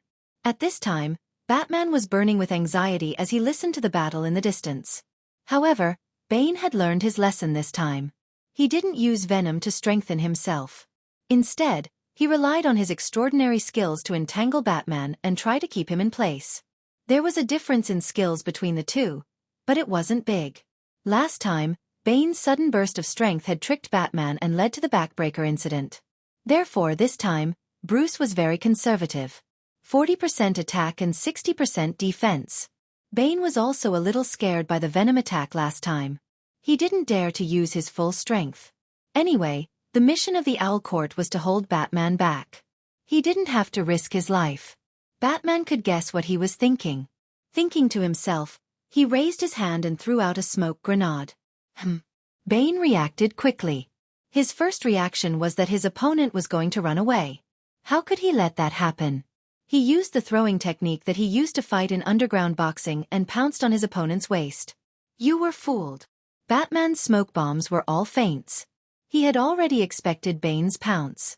His left hand slammed forward, grabbed the breathing mask on Bane's face, and tore off the mask with force from his wrist. A dash, the severe pain made Bane run out of the smoke range in a few steps. His mask wasn't put on. It was surgically connected to the facial nerves. Now that it was violently removed, the nerves were seriously damaged and affected the operation of the brain. For a moment, he was muddle-headed. Batman saw that his face was covered in blood. His eyes were cloudy, and most of the skin around his mouth was torn. He knew that he had won. He pounced on him and gave him a good beating. He tied up his old enemy with his own special rope and hurriedly called Thea to ask her about the situation. Thea's situation was definitely not good at this time, but it wasn't that bad either. After all, the big zombie couldn't fly, and the power of the skateboard was almost endless. In response to Uncle Bat's question, she also said that they should think carefully before they come. This guy was invulnerable. If they wanted to take pictures as a souvenir, they should wait. At this time, her cooperation with the Heaven's Eye Society's military helicopter was not bad. Like a relay, they pulled the big zombie from the south to the west. Now, they were moving towards the north. In the communication channel, she could only say that they could still hold on. They should think of something quickly. After asking for her location, Batman didn't look at his comrades. He quickly got on his bat fighter. His equipment had a GPS. He had already found it a few days ago when Bane was in seclusion. The supersonic bat fighter quickly rushed to the battlefield. He was shocked when he saw Solomon Grundy for the first time. This thing didn't look like a laboratory product. It looked more like a natural product. How could there be such a thing near his own Gotham? He believed what Thea and the others said about it being invulnerable. However, in order to test it himself and obtain more data, he still fired a dense rain of bullets with the autocannon. Chapter 125. The Batfighter could be considered as the most advanced aircraft on Earth. It was fast, powerful, and easy to operate. In the future Battle of Dawn Justice, even Doomsday would not be able to catch up with it at full speed. Now, facing Grundy, the Batfighter could completely crush it in terms of speed. Even with Thea's extraordinary dynamic vision, she could only see a series of shadows flashing past. After that, the Batfighter opened fire rapidly, and a large number of bullets rained down on the zombie's head, eyes, heart, and other vital points. Solomon Grundy was completely defenseless against the Batfighter that appeared out of nowhere, and was howling in pain. The intense fire lasted for half a minute, and bullet shells fell to the ground like raindrops. Metal bullets, fire bullets, armor-piercing bullets, and all kinds of bullets rained down on the zombie. From time to time, there were some explosions and Grundy's screams that reached Thea's ears. She was indeed poor. Uncle Bruce had spent at least a few $1 million in 30 seconds. He was really a man. The scene was filled with smoke and flames. The few of them flew further away and carefully observed the Batfighter. Roar! The zombie staggered out of the smoke. It could be seen that the various bullets had caused some damage to it. Its right eye was blinded, and its arms and shoulders were damaged to varying degrees. There were many bullet holes on its pale skin, but there were no penetrating wounds. This meant that the bullets had been blocked by the layer of muscle. There was not a single drop of blood on the wound, and it was still squirming, trying to repair the bullet holes. It seems to be recovering, and it's not slow. Thea turned the detection function on her glasses to the maximum.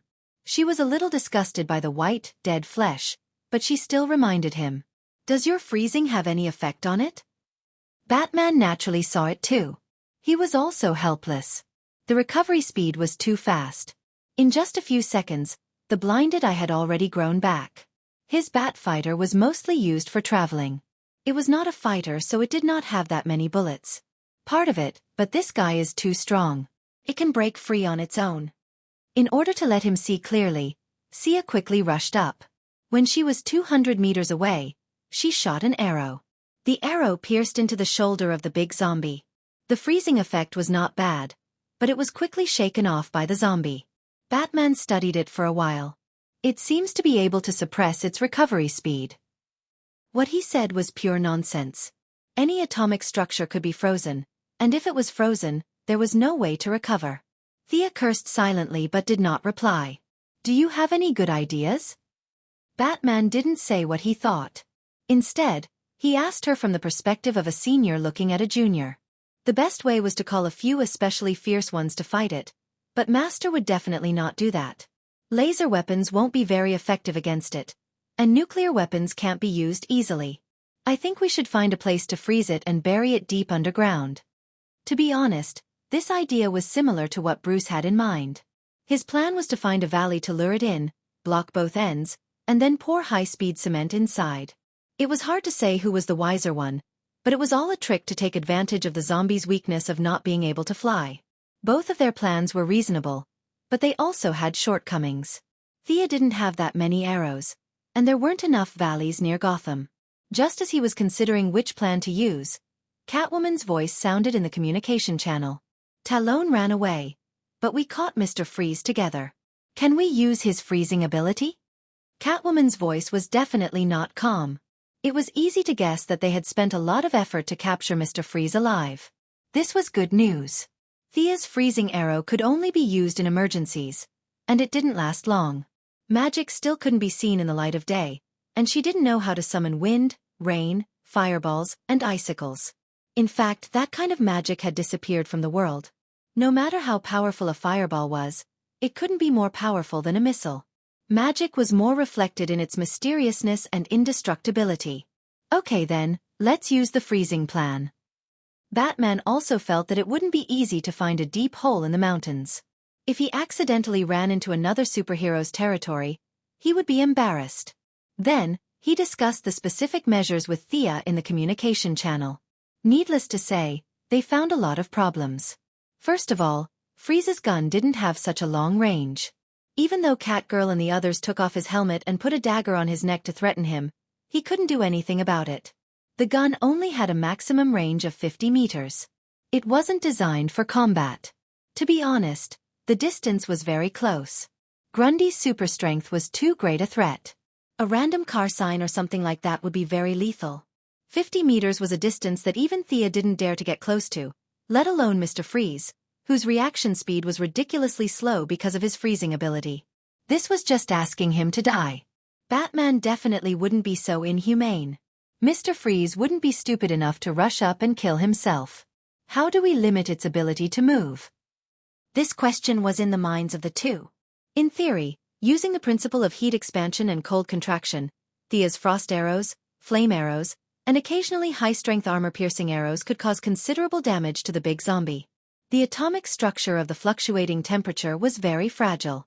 No matter how strong the big zombie was, it was still a carbon-based creature.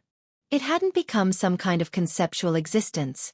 By the same logic, Batman could also cause damage to the big zombie if he didn't care about the cost.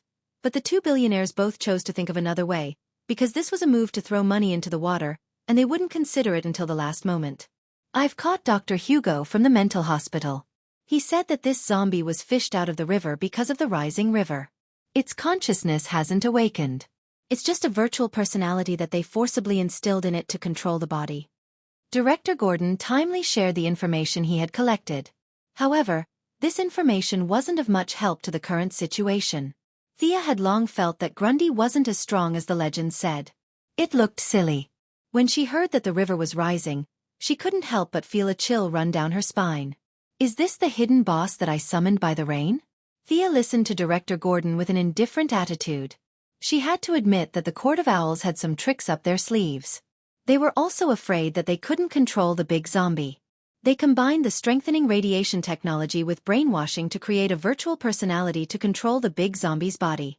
However, this virtual personality was too weak. Or rather, Grundy's body was too strong. After controlling it for a short period of time, it caused a serious loss of control.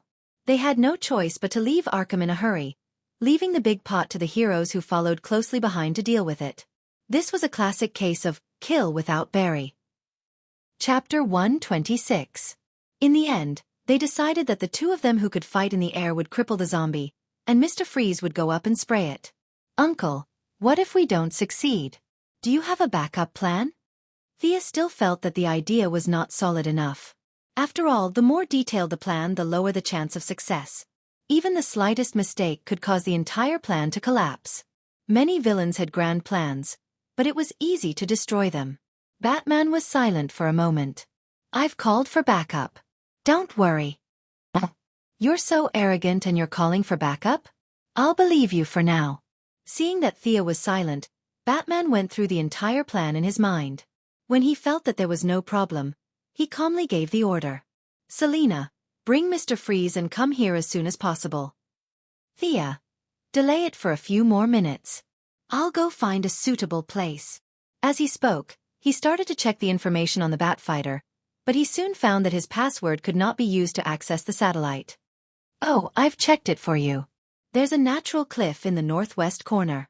If you lure it to the bottom and blow it up, it should be able to trap it for a while. Only Miss Felicity Smoky could find the information so quickly. Batman could only maintain his principle towards women, which was to pretend that he didn't know that she had hacked his satellite so blatantly. Thea had the urge to cover her face. Wasn't it a little too much to hack the satellite in front of the victim? She did not know that Felicity had kicked Bruce's access out without even looking at the name. Otherwise, it would be even more embarrassing. Batman did not have much to complain about this energetic girl, but with a strict attitude, he still told Thea not to let the zombie escape. He quickly went to the site to investigate. When he arrived, he found that the terrain was quite suitable. The cliff was about 10 meters high, and the joints were not very thick. He could easily break it with his autocannon. As long as he lured the zombie to the bottom of the cliff, he could make the whole mountain collapse. The falling rocks should be able to trap it. He operated the Batfighter and circled around the area, confirming that there were no signs of living creatures nearby. Bruce, we have a situation here. Catwoman's voice was full of resentment, as if she was not doing her job well. Batman listened quietly and said to Thea, pull her over to me. I'll go get Selina. After he finished speaking, he left Thea a set of coordinates and rushed towards Gotham City. When he saw Mr. Freeze, he almost couldn't recognize him. Not only was he unkempt, there were also many slapping marks on his face. They were especially obvious on his pale face. A group of people stayed in the cold room. Only Catwoman was wearing a coat and holding a dagger to his neck. The rest of the people were also freezing. People who were frozen couldn't leave the cold environment. If he went out without a helmet, he would die. Catwoman didn't dare to let him wear a helmet.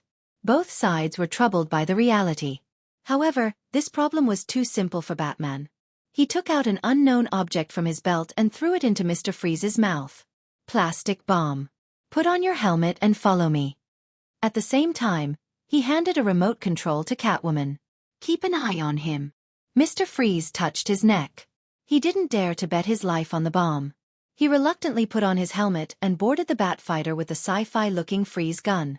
When Catwoman boarded the plane, Barbara and Robin realized that there was no space on the plane. Batman also didn't want his apprentice to fight such a fierce zombie.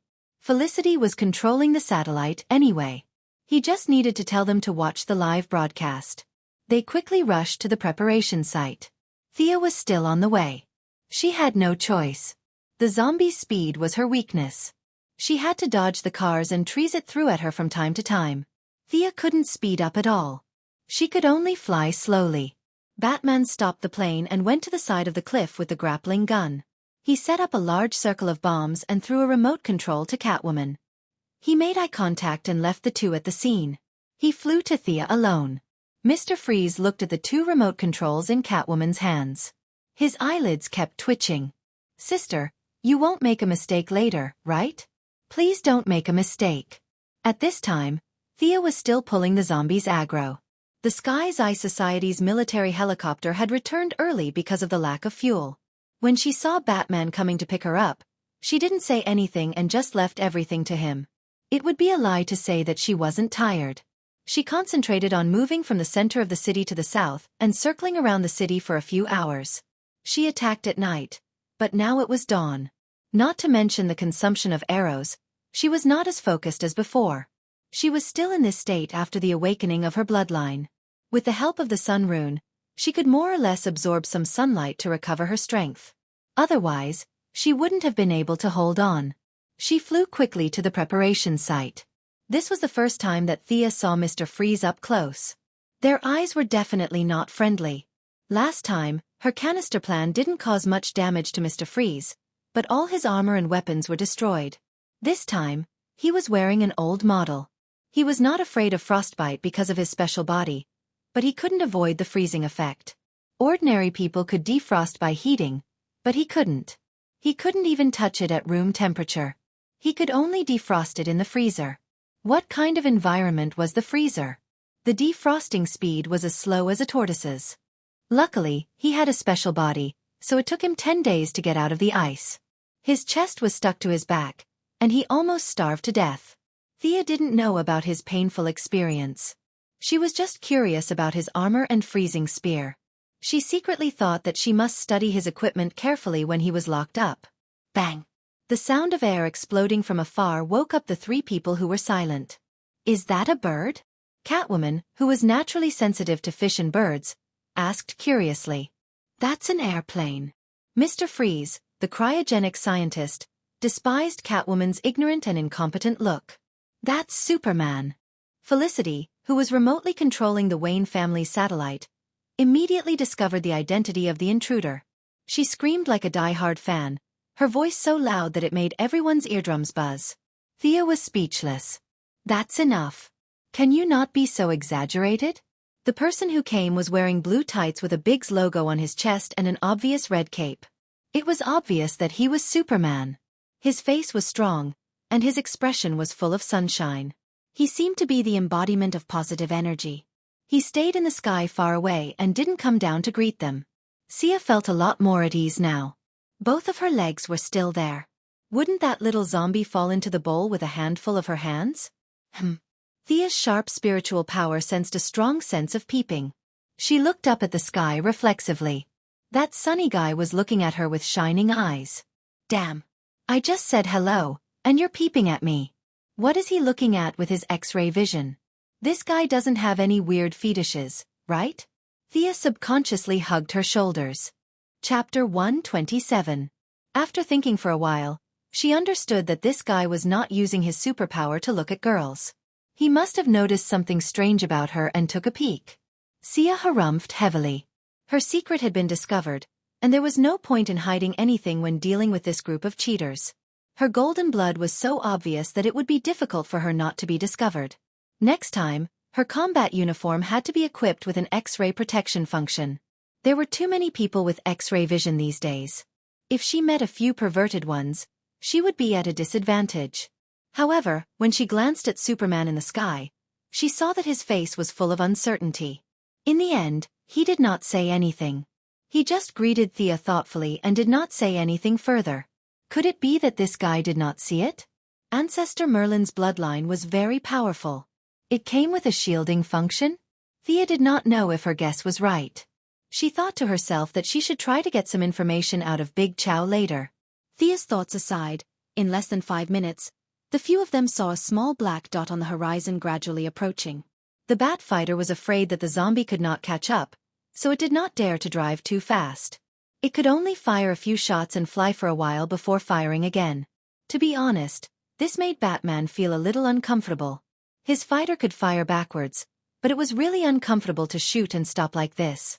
He also had to concentrate on avoiding the ground-to-air cars and electric poles thrown by the zombie. He could only admire Thea for being able to pull him along for a few hours. You guys hide here well. I'll go take a look.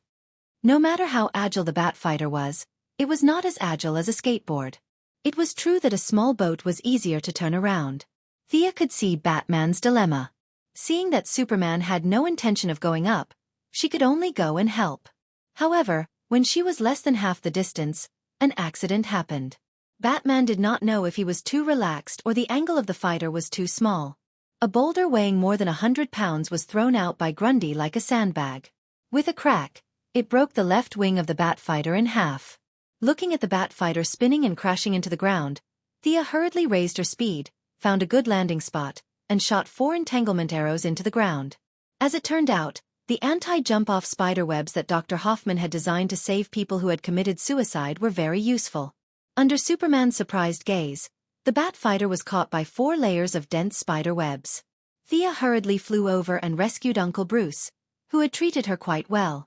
At this time, Batman was wearing a black helmet, black armor, and black cloak. Even the skin on his face was black. He was purely embarrassed and angry. He had lost so much face in front of his old rival. In his heart, he secretly cursed himself to increase the bat sensitivity by 300% next time. Due to the failure of his mech, the original plan of digging deep into the ground and burying them had to come to a temporary halt. At least, these few people could not carry out the plan. Fortunately, the reinforcements who wanted to laugh at their old rivals finally decided to step in. Superman did not act rashly.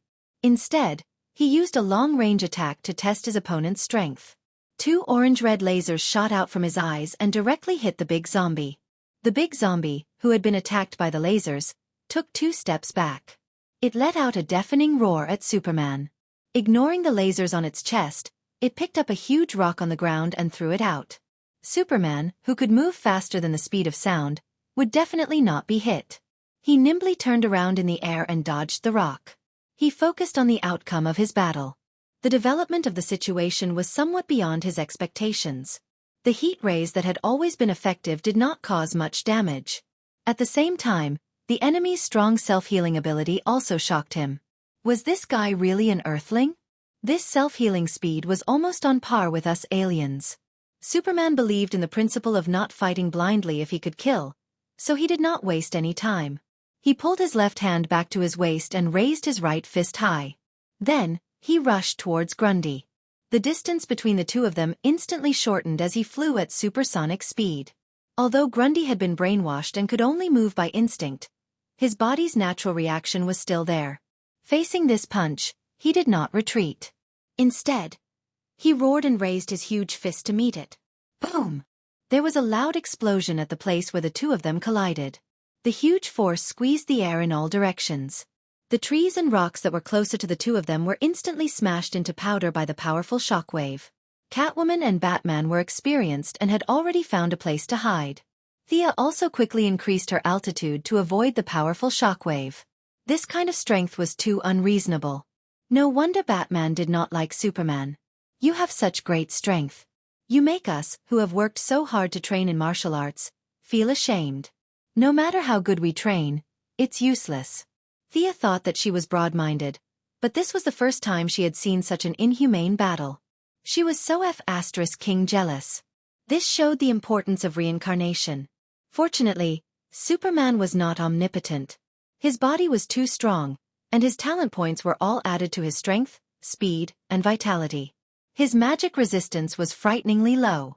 As long as he had a little bit of success in his magic, he could use mind control to make this guy in the red cloak kneel down and surrender. With that in mind, she felt much better.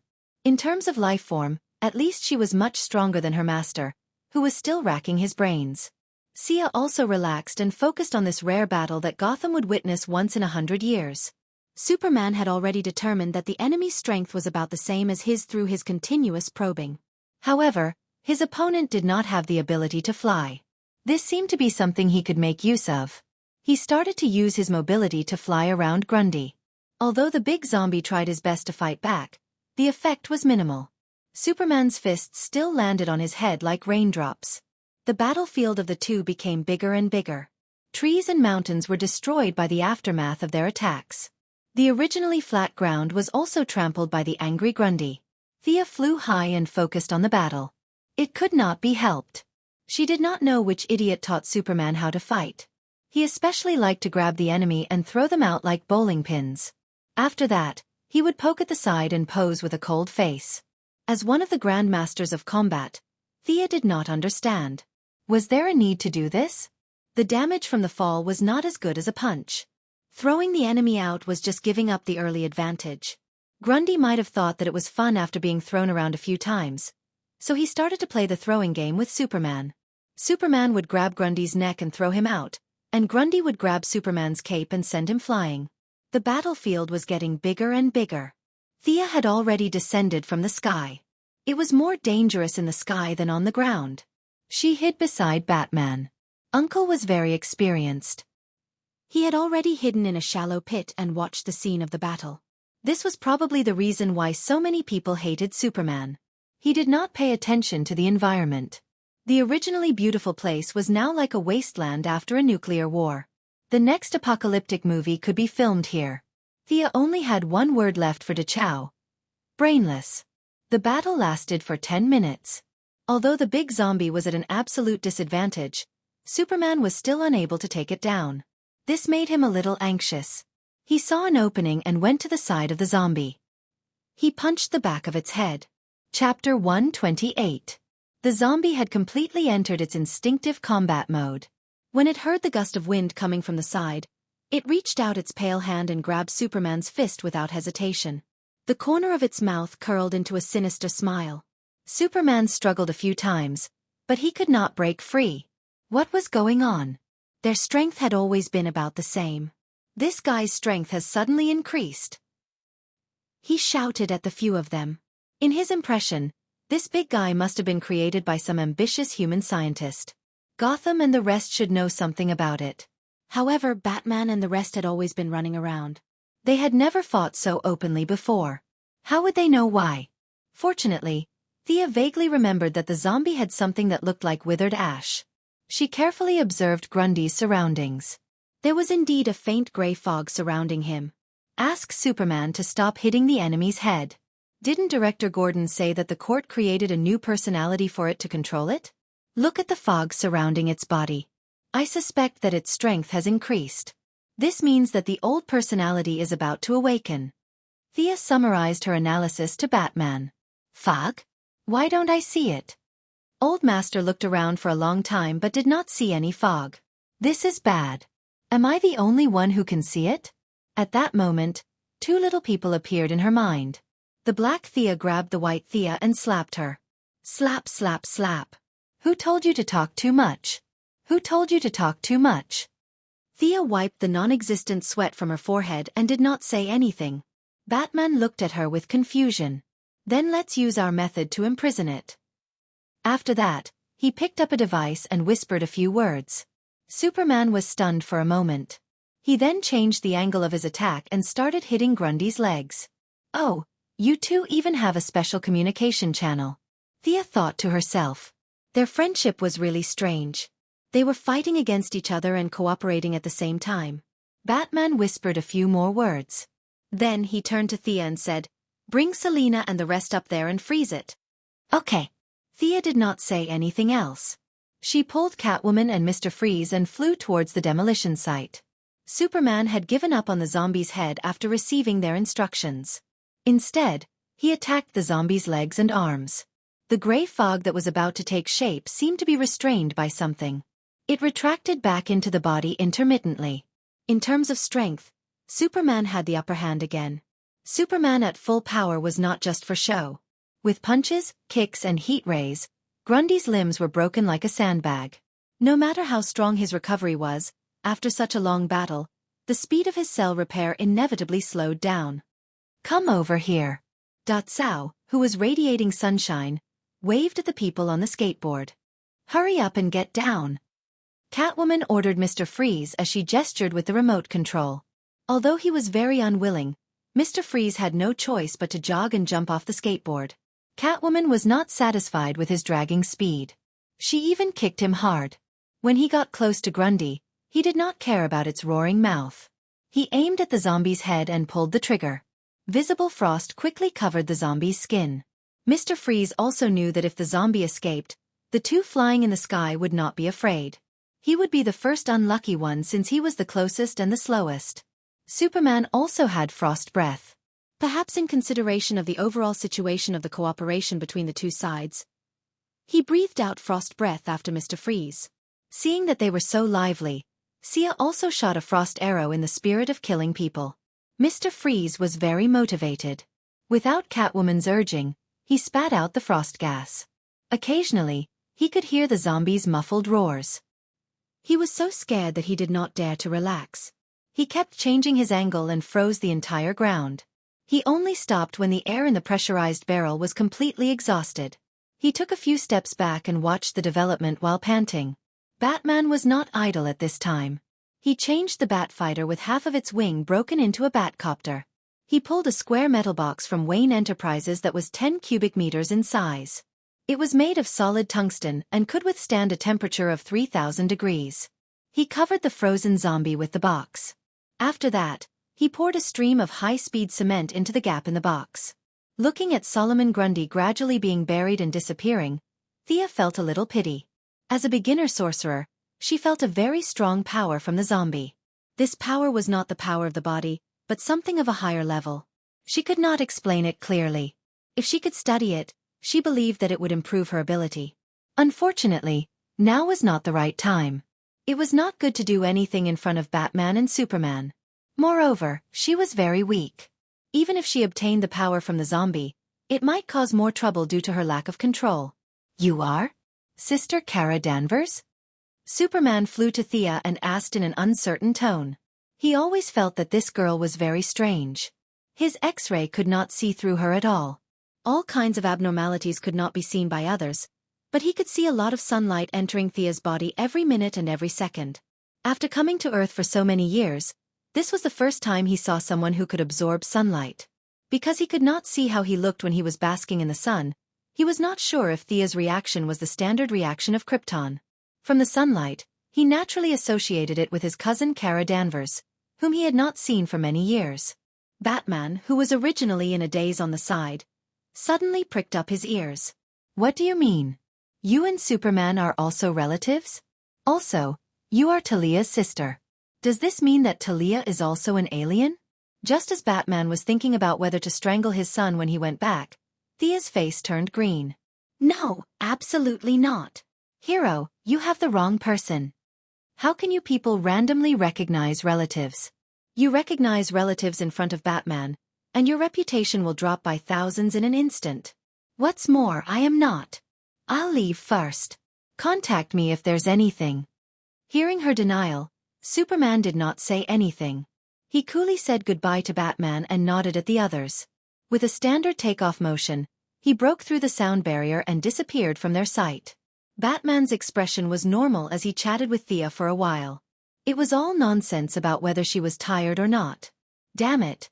Thea was a little depressed. Her reputation must have dropped, but fortunately, it was not by much. She could only ask Catwoman to talk to him. If she could not do it alone, she could ask Talia to help. No matter what, she had to get her reputation back. What do we do next? Looking at the big zombie sealed in a 10 cubic meter box, everyone, including Mr. Freeze, heaved a sigh of relief. This unkillable and extremely strong guy was not easy to deal with. At least for Gotham, where victory was decided by intelligence, this big guy was too reckless. It could easily flip the table. Regardless of whether it was a hero or a villain, they could not accept it. "Bury it on the spot." The old master's deep voice was transmitted to their ears through a voice changer. This kind of digging and burying had nothing to do with the heroes. Gordon, who was known as the #1 bug in Gotham and could not be killed, quickly appeared in their field of vision. He brought a lot of workers and digging equipment with him. After a brief introduction, he started digging on the spot. Batman meant that the deeper, the better. Of course, Xia didn't want it to be so troublesome, but she had no reason to object. In the end, the person in charge of the construction said that since they didn't lack money, they could only dig 10,000 meters at most. They wouldn't be able to go any further with the drill. Originally, Thea wanted to take a look at the situation, but when she heard that they had to dig 10,000 meters deep, she immediately fled. Could there even be oil? How long would it take? She used the excuse of going back to rest and flew back after saying goodbye to the others. Chapter 129. Catherine, come down and play with us. Mom, it's so dark here. Come play with me. UB*TCH. I won't let you go even if I become a ghost. In a gorgeous bedroom, a middle-aged woman with a face full of fear suddenly woke up from her sleep. No. Don't come here. As the ticking sound of the clock echoed in the quiet room, she finally realized where she was.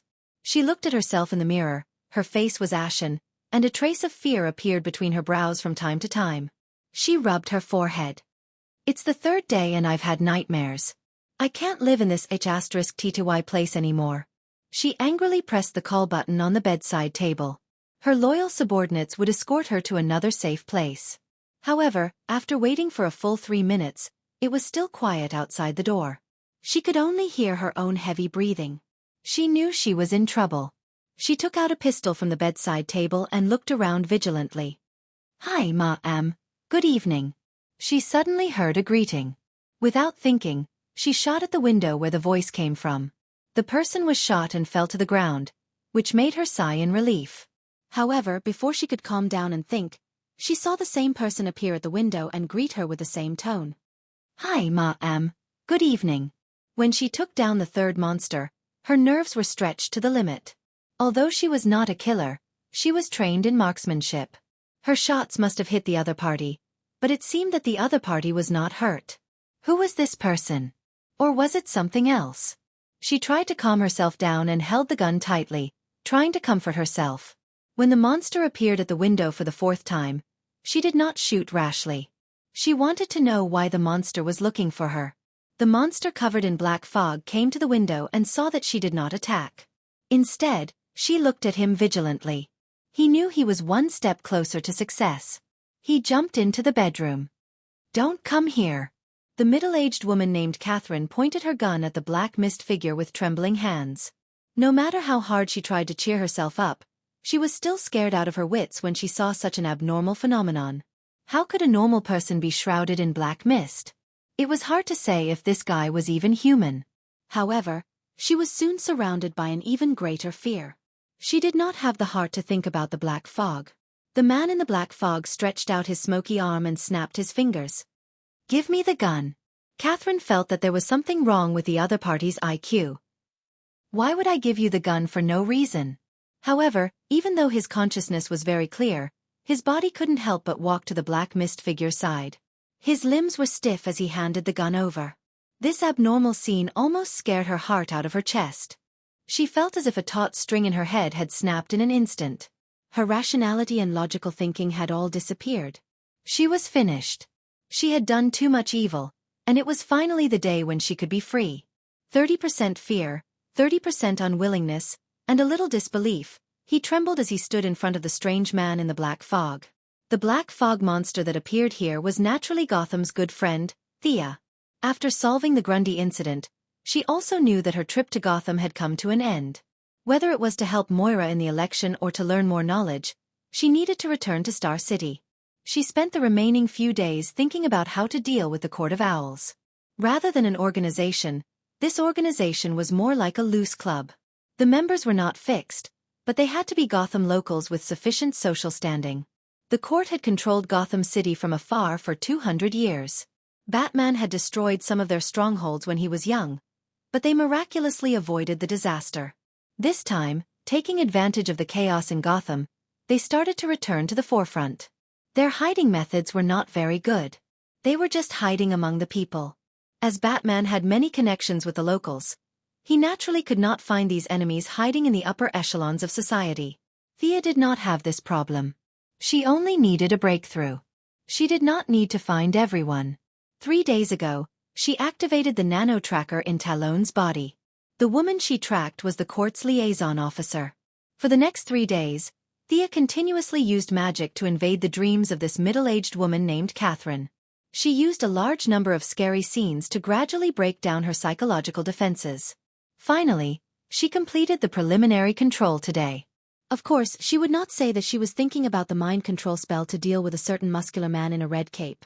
There must be a misunderstanding. Thea sighed. Although the casting process was bumpy, It was finally completed. If Merlin knew that his descendant took 3 nights to cast such a simple dream entry spell, he would definitely come out from the depths of the multiverse and throw a fireball at her face. This was the trouble of not having anyone to teach her. Thea knew that she was terrible, but this was her limit. She had to memorize the contents of the hidden map, the engraving method on the dagger, and various unreliable theories on the internet. She finally managed to cast the spell. In order to make the spell more effective, she even created 3 clones to send her to her death. When she thought that she could escape, she would kick her down, causing her to completely lose her mind. Of course, this was not a spell. It was the domain of modern psychology. In order to deal with this woman, Thea used all the means at her disposal. The clones only consumed her physical strength, but the dark mist consumed her meager magical power. In order to deepen the impression, she used it 4 times. She was almost at her limit. Thea reached out a hand and placed it on Catherine's forehead. She began to read the woman's memory under the woman's blank gaze. Actually, it was not appropriate to use the word reading to describe a person's memory. Memory was not a piece of paper, but a highly layered book. Although Sia had prepared herself mentally, she had to stop after reading the 3 layers of memory on the surface. There was too much content, and she needed to keep digesting it. She had to throw away the messy thoughts and memories of the middle-aged woman, and only keep the various matters about the court that she cared about. She let out a laugh that she thought was normal, but it was actually a terrifying sound after the voice changer.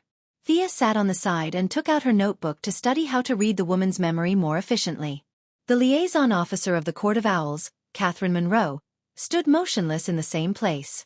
It was not that she was too scared to move, but that she had lost control of her body. After Thea violently read her memory, her brain was more or less damaged. At this time, she was muddle-headed and could not differentiate between a dream and reality. Thea summed up the gains and losses and improved the reading method.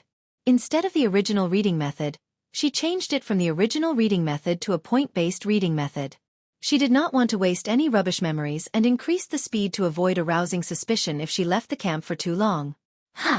This time, there was an accident at the beginning of the reading. Catherine's brain was filled with a lot of thoughts like, am I dreaming? When will I wake up? And so on. Interesting, this middle-aged woman's mind was not completely controlled by the spell. Instead, she thought that she was still in a dream.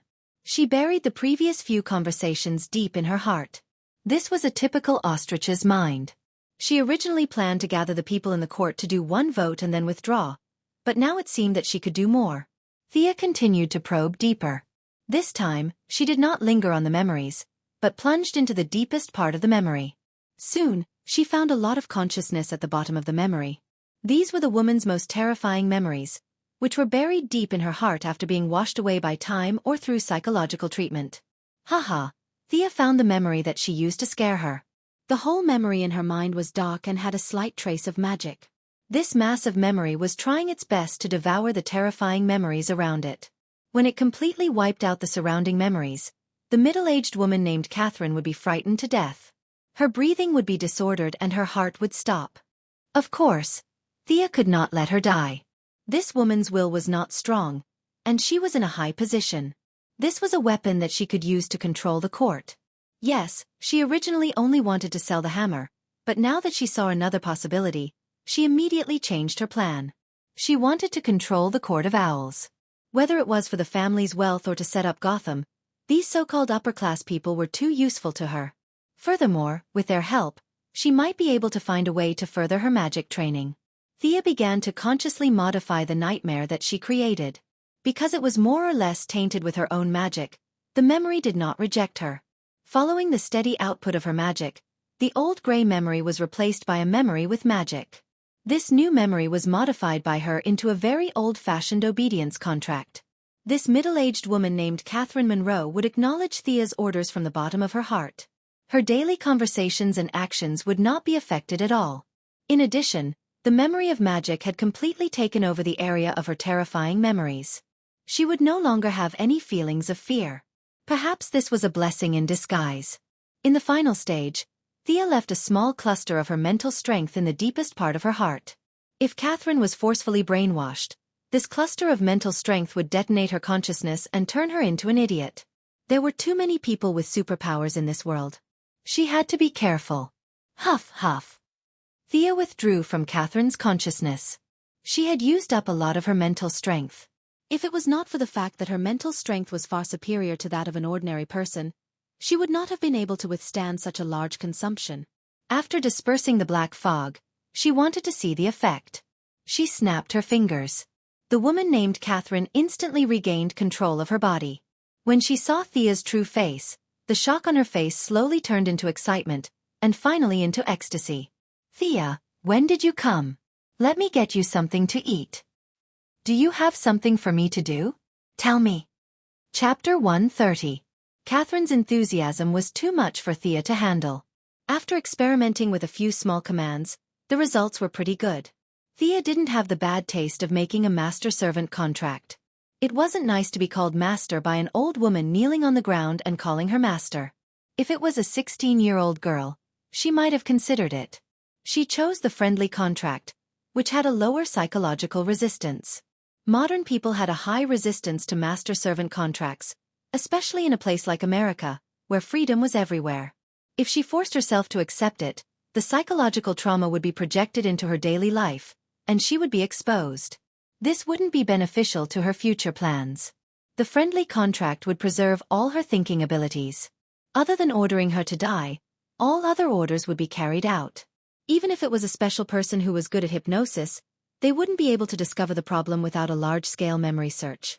Over the next 2 days, Sia repeated the same trick and brainwashed another important figure in the Owl Court.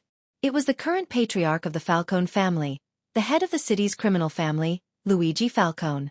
His brother, Mario Falcone, died at the hands of Gordon Sr. many years ago.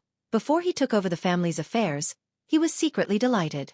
Every day, he would clamor for Gordon Sr. to pay with blood.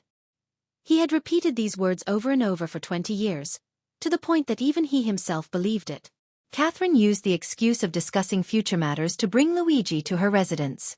Thea couldn't be bothered to enter the dream and slowly corrupt him. She directly hit the back of his neck and knocked him out.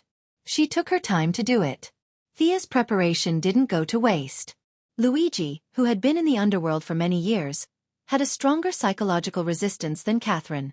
However, after 2 days of hard work, she finally took in the representative of the black family in the court. Looking at the bald old man with age spots all over his face lowering his head in front of her, Sia felt a sense of accomplishment. Catherine Monroe represented the old nobility of Gotham and was the founder of the city.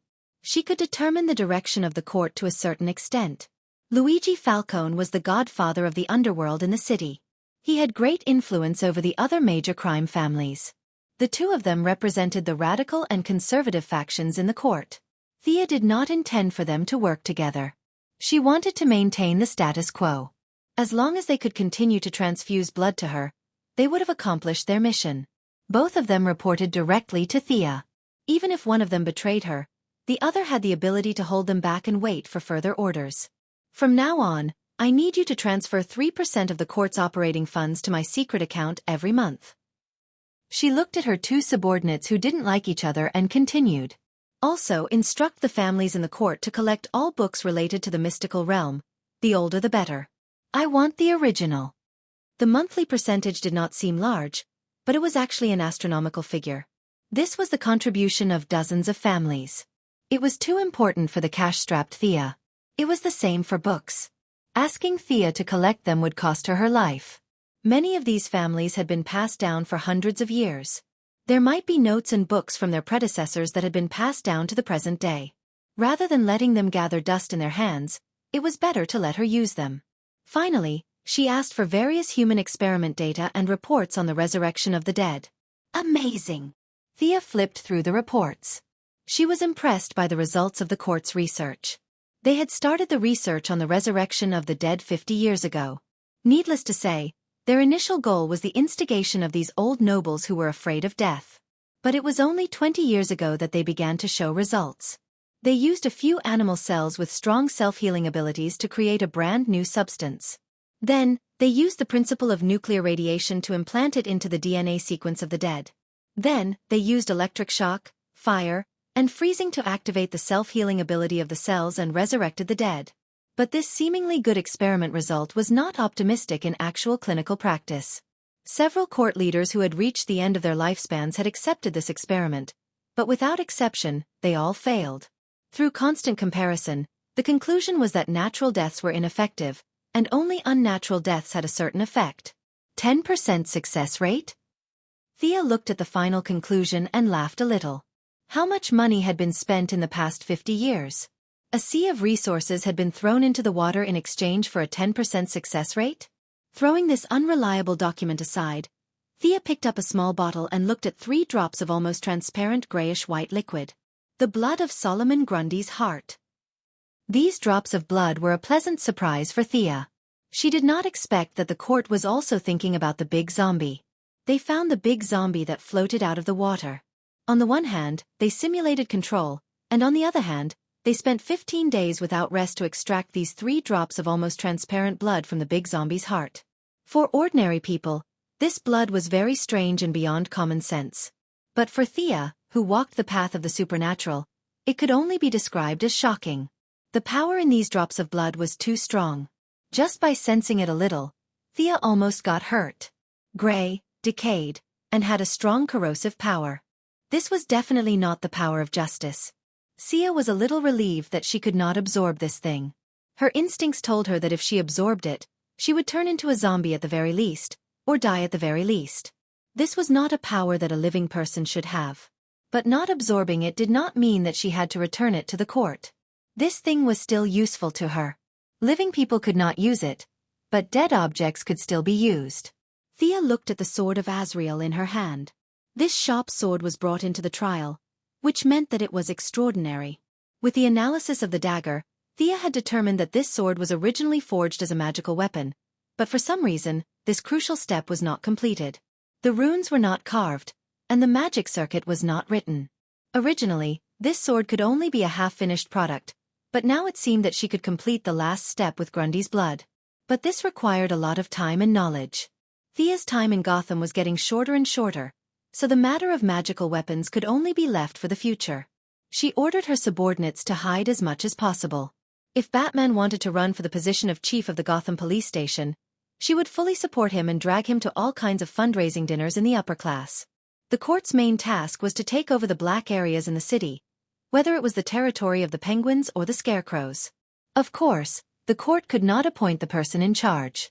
The court still maintained its usual style of remote control, neither too close nor too far away. At the same time, Thea thought about it and did not stop them from persisting with the resurrection experiment. After so many years of research, there was finally some progress so they could continue with their research. Chapter 131. After successfully dealing with Arkham and rescuing a large number of citizens, Batman's recent days were generally quite pleasant.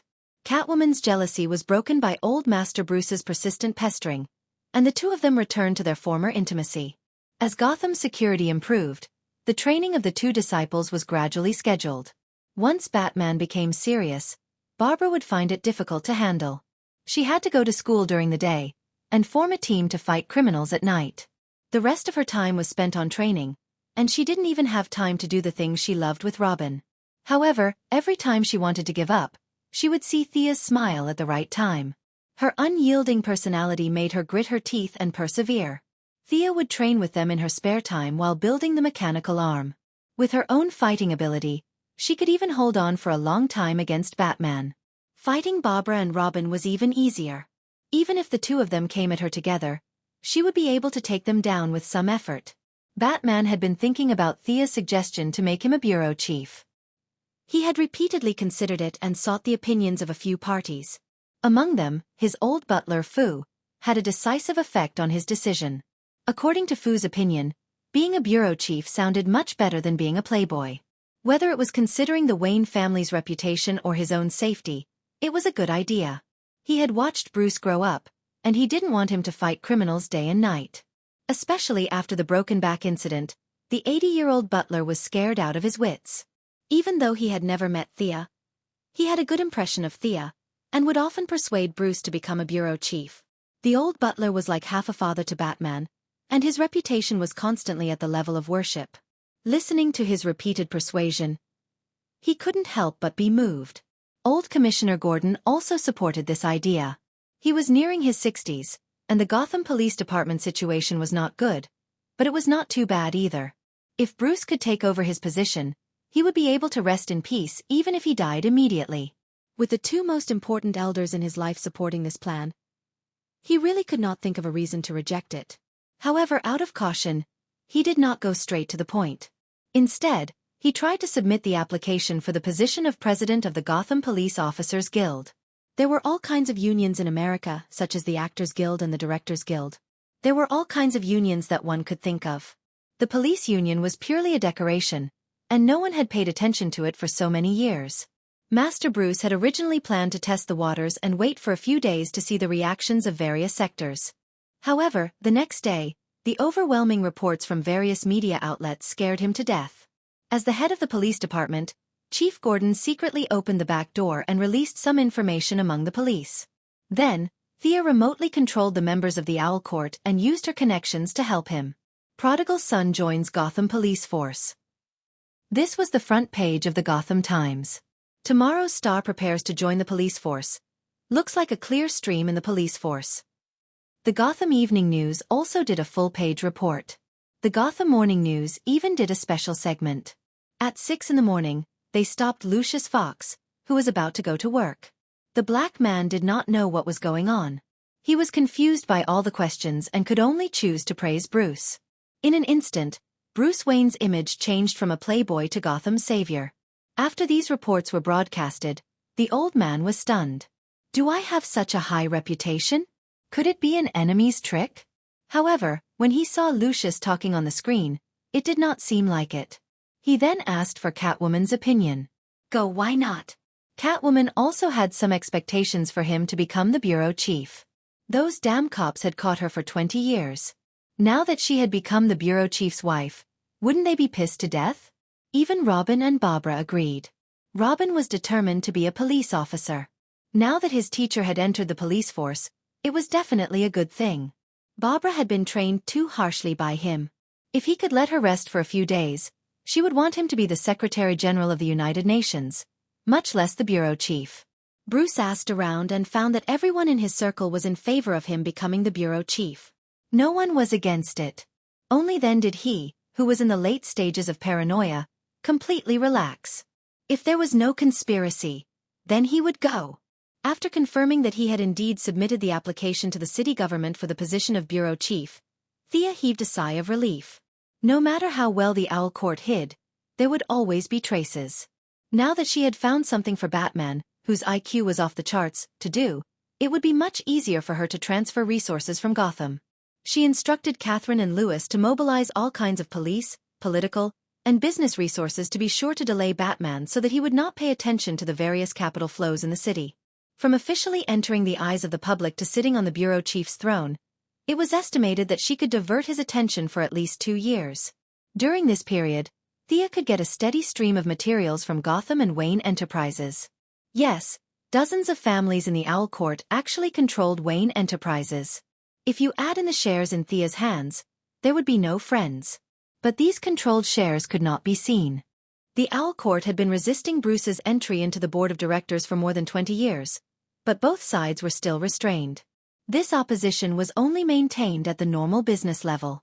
Thea was of course not interested in controlling Wayne Enterprises. Her goal was to become stronger. Although it could not be seen, Wayne Enterprises' various technologies and advanced equipment were at her disposal. This greatly improved her technical reserves and cleared many obstacles for the production of the Iron Man armor. Realizing that her trip to Gotham was coming to an end, Thea began to say goodbye to everyone. Outside the pavilion by the old road, the grass was green and the sky was green. That was impossible. They were all modern people. They could talk and video call.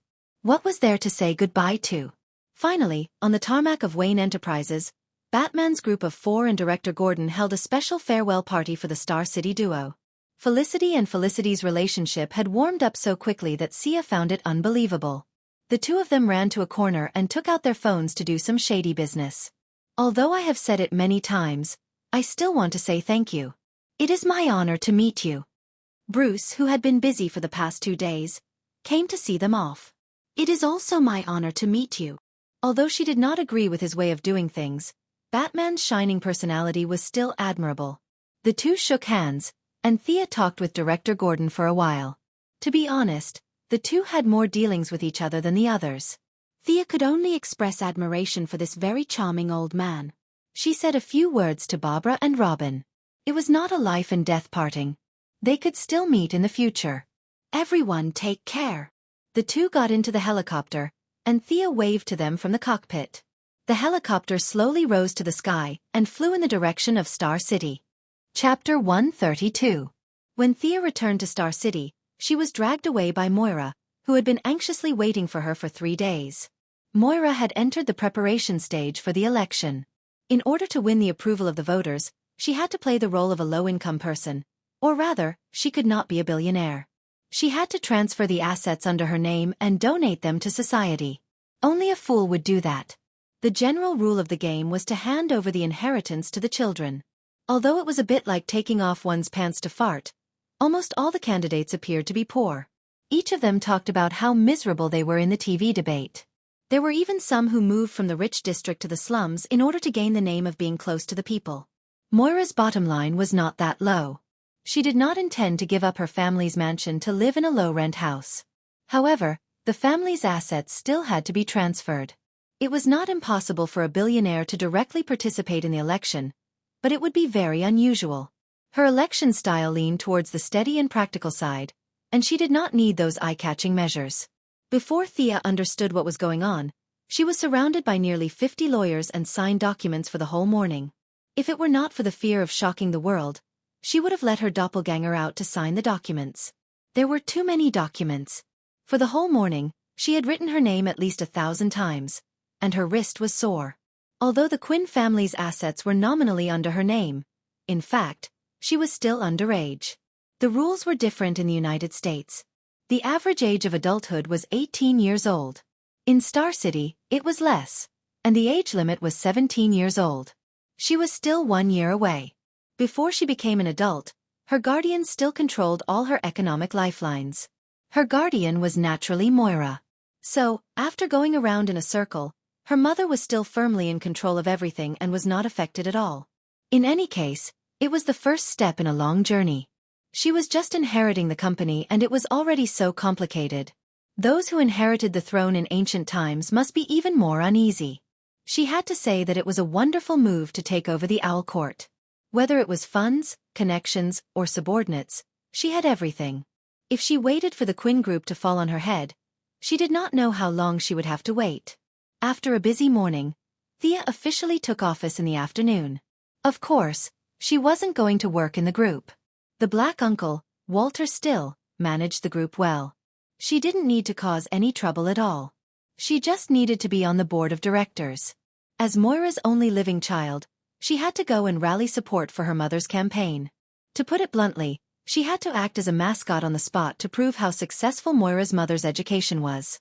She had to do her best to attract women's votes. At this time, Thea was wearing a light red dress. Even though she had told the stylist that she was going to a low-income community to promote and that she shouldn't wear too revealing clothes, the bearded stylist still found her a dress that exposed a large part of her back. When she walked out of the changing room, everyone, including Moira, was shocked by her white skin. Thea had eaten the green object that was suspected to be the devil's fruit during her last few days in Gotham. Perhaps it was because of the earth attribute. The effect of the transformation was quite mild. There was no major bleeding or pain. It only caused Thea's stomach to be uncomfortable for a few days before the whole process was completed. When she carefully checked the differences in her body, she found that the transformation did not strengthen her bloodline. There was no extra golden blood in her heart. Instead, her lungs had a qualitative leap. Her intuition told her that her hematopoietic function had been greatly strengthened. If she could automatically evolve a drop of golden blood in a year in the past, now the time had been shortened to 3 months. At the same time, her resistance to toxins had also been strengthened. From the outside, her whole body looked more beautiful and the lines were softer. The muscles that had gradually become visible during her training were also hidden. Her skin was so bright that even if she didn't deliberately dress up, she would still make the women around her feel sad. As a mother, Moira was not worried that her daughter would steal the limelight. She was only worried that her daughter would become more outstanding, and no one would be worthy of her. Previously, Thea had sent a lot of photos to Moira in Gotham. In fact, They were all taken at Bruce's private beach. Felicity had forcibly photoshopped them into Malibu Beach. At first, Moira just casually flipped through the photos, but as she looked, she found a familiar figure. Bruce Wayne. As the biggest playboy in the United States, she had naturally seen him before. Seeing that the two obviously knew each other in the photos, Moira couldn't help but wonder if her daughter had been deceived. Was it because she had been too strict with her daughter that she had been blinded by the playboy who spent a lot of money? There were a lot of thoughts, but in the end, the only thought left was that the two of them were actually quite compatible. Bruce was a little older, but he was rich. As long as they got a marriage certificate, they could get a divorce. To be honest, in the whole of Europe and America, there were not many people who could match Thea in terms of social status. Those who were rich were older, and those who were not worthy of her. Moira was worried sick for her daughter. She secretly ordered her subordinates to investigate all the habits of Master Bruce in Gotham. However, Master's concealment skills were maxed out. Even with so many villains, they still could not find him, let alone Moira's subordinates. In addition, Gotham was in a state of chaos. In the end, they did not find anything. Moira could only keep this matter in mind and wait for the right time to talk to her daughter. Thea did not know that her photos had been exposed. She was standing behind Moira with a smile on her face, watching her mother shake hands with the housewives who came after hearing the news. Her mind had already fallen to the necklace she was wearing. This sky-blue necklace was given to him by Malcolm. After returning from Star City, he unintentionally discovered that the inscriptions on the inside of the necklace were very interesting. Just like the Dark Mist dagger, this necklace was a magical equipment. There were only 4 inscriptions on the dagger, and they were very basic. However, there were 15 inscriptions on the necklace. The interpretation and recognition of various runes made the necklace nearly 10 times more difficult to decipher than the dagger. It was obvious that this necklace was passed down from old Ma's ancestors. It was only in modern times that no one had awakened the bloodline, so it was reduced to the level of an ordinary accessory. Thea, who hated her lack of means to control the enemy, was overjoyed. However, after seeing 2 words, she was a little dumbfounded. Even though Thea had been learning this magical language recently, she had always lacked a basic reading book. There were many words that she had to guess. If she guessed correctly, it would be fine. If she guessed wrong, it would be a pure waste of time. The whole deciphering process was as slow as a snail. After taking a few deep breaths, she knew that she was a little impatient. She slowly adjusted her state of mind. Moira was talking about the rights of women and children on the stage. The audience applauded from time to time. It was too noisy here. Thea pretended to clap her hands a few times. She planned to go back and study it. For now, it was better to be a mascot. Chapter 133. Reality proved that it was not easy to put on a show. Thea pretended to be a good girl for 3 days and pondered over the inscriptions on the necklace every day. However, her expressionless face was interpreted by the media, and after 3 days, she found that all kinds of negative reports about her were overwhelming. Miss Quinn is extremely arrogant. Her elementary school classmate told her past. Thea Quinn hangs around the bar and gets drunk all night.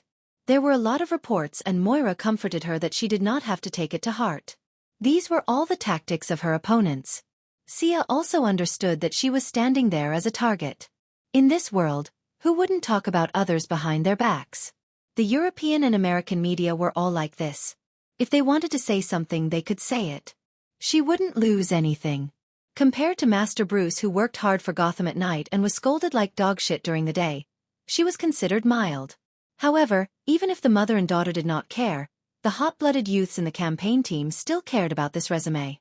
On this day, they publicly pushed out a fake elite who was good at talking and prepared to persuade Miss Quinn that, although he had repeated his lines 10 times, when the young talent faced Thea, he could not help but feel a little nervous. She personally organized 2 Gotham Grand armed melee and participated in it once.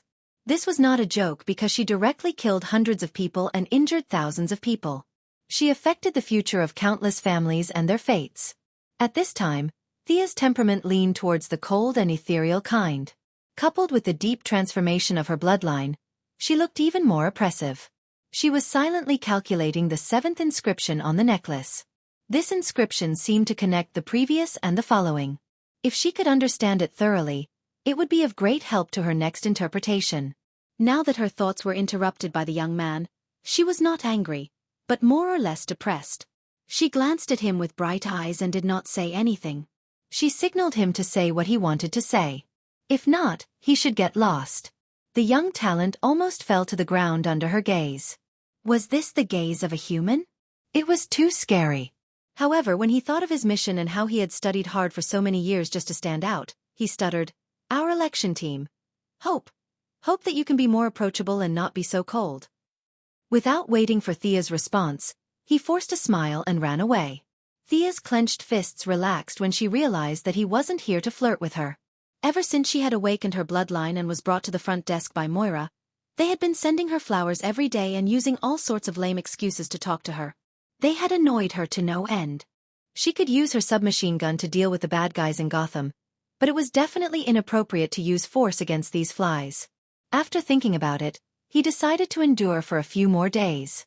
After Moira finished her speech in the city, he would be able to rest. As for the so-called cold face of the young man, she couldn't do anything about it. She was completely immersed in the study of inscriptions. Although science couldn't analyze it at present, Thea thought it was also a kind of science. It was really impossible to make her laugh while thinking about it. This group of young people in the election office took it too seriously. In fact, this was all a process that had already been arranged by the higher-ups. In the city council, how many members did Old Ma control and how many did Moira control? Although the Owl Court claimed to not leave Gotham, it could always influence some people. Finally, with the participation of the Heaven's Eye Society, almost 100% of the people agreed. How could it not be elected? The opinions of the voters stopped at the level of opinions. Once the election results came out, it would be whoever was elected. Things like calling a deer a horse happened every day in reality. Shaking her head, she collected her messy thoughts and continued to concentrate on her research. "Thea, you can take the car back yourself. I have to attend a banquet later." She finally had another day. Before getting into the car, Moira knew that she didn't like all kinds of social activities, so she gave her a day off and let her have fun. Thea was also disgusted with eating with those big-bellied successful people. They were a group of vermin with so much fat that even her arrows couldn't penetrate them. Knowing that she didn't have to suffer, she happily hugged her mother. She declined the bodyguards following. This kind of bodyguard looked tall and strong, but she could beat 10 of them with her bare hands. If she carried a weapon and used all her magic power, no matter how many people came, they would all die. Before getting into the car, she looked around and found that there was no one under the car. Then she turned on the engine and drove away. She couldn't help but be careful. It was not an assassination or anything. The main thing was that the tabloids were too crazy. 2 days ago, when Thea was about to get out of the car, she found a man in black lying under her car in an instant. At first, she thought it was a scammer. In fact, she found out that it was a paparazzi from a gossip magazine. He didn't want to assassinate anyone. He just wanted to take pictures of the scenery under Thea's skirt when she got out of the car. Thea, who knew the truth, was so angry that her face turned pale. It was not appropriate to kill him directly. She could only beat him up and teach him a lesson. For a tabloid with a total of 2 or 3 employees, no matter how powerful Malcolm was, no matter how many claws the Court of Owls had, it was useless. He was not afraid of death at all. People were not afraid of death, but they were willing to die for the sake of sales. Encountering such a person, Thea had no choice but to be more careful. Driving alone on the streets of Star City, she couldn't think of who to look for a while. Felicity went back to her hometown. Of course, she didn't go back to her hometown to get married. It was said that she went to accompany her mother to celebrate Hanukkah. She didn't have many friends in Star City. She should go and chat with her future sister-in-law Laurel. Laurel was very happy that Thea came to find her. After a simple tidying up, the 2 women went to eat nearby. Although the 2 women were not close friends, they had known each other since childhood and were very familiar with each other. After a few words, they entered the stage of complaining to each other. Thea finished talking about her own troubles. Of course, she only talked about the part that could be said. If she talked about how she killed 7 people in and out of Gotham, it would drive Laurel crazy. When the topic turned to Laurel, Thea knew that she had not had a good time in the past 2 months. Thanks to the large number of jobs provided by Moira, the security in the slums had achieved a rare peace. Several popular troublemakers had also been transferred to other cities. With no one taking the lead and no one causing trouble, coupled with the fact that everyone was busy with their new jobs, no one came to Laurel's law firm to file a lawsuit. Although this was good news for Laurel, who had a strong sense of justice, the law firm was declining visibly. 3 out of the original 8 partners had already left, and the remaining few were looking for other ways. Originally, the 8 of them had shared the daily expenses, but now the remaining partners had to bear the burden. Laurel's meager assets were almost depleted. Tommy, who used to be rich, had been appearing and disappearing mysteriously recently. Laurel sometimes wondered if he had found another woman. Chapter 134. Today, Laurel was wearing a beige business suit, revealing a pair of long legs and a pair of high heels. When she thought of Tommy, her whole temperament immediately became very melancholy. She picked up the wine that the waiter had just handed her and took a big gulp. Is Tommy still learning martial arts from old Ma? But he couldn't refuse to see his girlfriend, right? Although she was a little suspicious, Thea still wanted to know the truth. Tommy, I haven't contacted you recently? Laurel waved her hand. When Thea thought that Tommy had disappeared, she said, just by phone, but we haven't seen each other in a long time. Then she clasped her legs under the table, her face dark red. Thea's perception had evolved into psychic power, so she was more sensitive to changes in the surrounding environment. Laurel's sudden heartbeat didn't escape her notice, but it was obviously not a sign of poisoning, but a sign of yearning. She glanced at Laurel's big breasts, which were the largest she had ever seen. She estimated that they were at least D-class. How could she comfort her when she was so dissatisfied? Should she go home and find a cucumber? That would be the end of their friendship. Laurel was unconsciously tempting the underage girl. Under the influence of alcohol, she told Thea a few interesting things about her relationship with Tommy. When a man and a woman encountered something interesting, they would definitely go home and do something more interesting. She inevitably told Thea about how long Tommy lasted and what positions he liked. Thea didn't feel awkward at all. She had always been calm about her mother finding a boyfriend, so it wasn't a big deal to have a brother who was related by blood. She just felt that Tommy didn't have enough energy to deal with Laurel and was very passive. What about Oliver? What was it like when you were with him? Thea asked with bright eyes. Oliver. Laurel put her hands together as if she was reminiscing. She couldn't help but smile. He was very gentle and strong. It was always fun to be with him. Thea rolled her eyes. See, this was why Oliver had sex with all the women in the series except for her, who was his biological sister. The problem was that he was strong. He was really good at it. And, always fun, meant that he had a lot of tricks and could adapt to different situations. Thea glanced at Laurel again. It was no wonder that the two of them were a perfect match. No wonder Laurel began to waver as soon as Oliver returned to the city. Tommy's body was not as good as Oliver's. At this time, Thea had already planned to finish the election phase and rush to Purgatory Island. No matter what Oliver thought, at least she would give him a chance to go home. At the same time, she could also save Yao Fei's daughter, Shadow Yao Dong. She was one of the few girls in the movie who had an indescribable national temperament. Thea had a good impression of her and was prepared to change the ending of her tragic death. In addition, Thea inadvertently glanced at Laurel. Her sister, Sarah Lance, should also be on the island. If there were no accidents, they would all be pulled back. Thea, do you have a boyfriend? Have you tried? Laurel was obviously a little drunk. She suddenly felt that it was a little unfair for her to be the only one saying it. You have to say something. If you don't do well, I can teach you. She unconsciously sounded like a senior imparting her experience to a junior. Sigh, Thea instantly understood what she meant and covered her face a little. I can scare you to death when I entertain myself. Do you think my doppelganger technique is a joke? The same body, the same thoughts, combined with the pleasure from different perspectives, the sensory stimulation is double. Let me tell you, I'm afraid of myself when I'm dirty.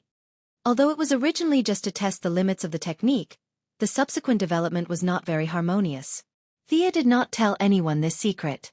She was afraid that Ancestor Merlin would find out and throw a fireball at her from a higher dimension.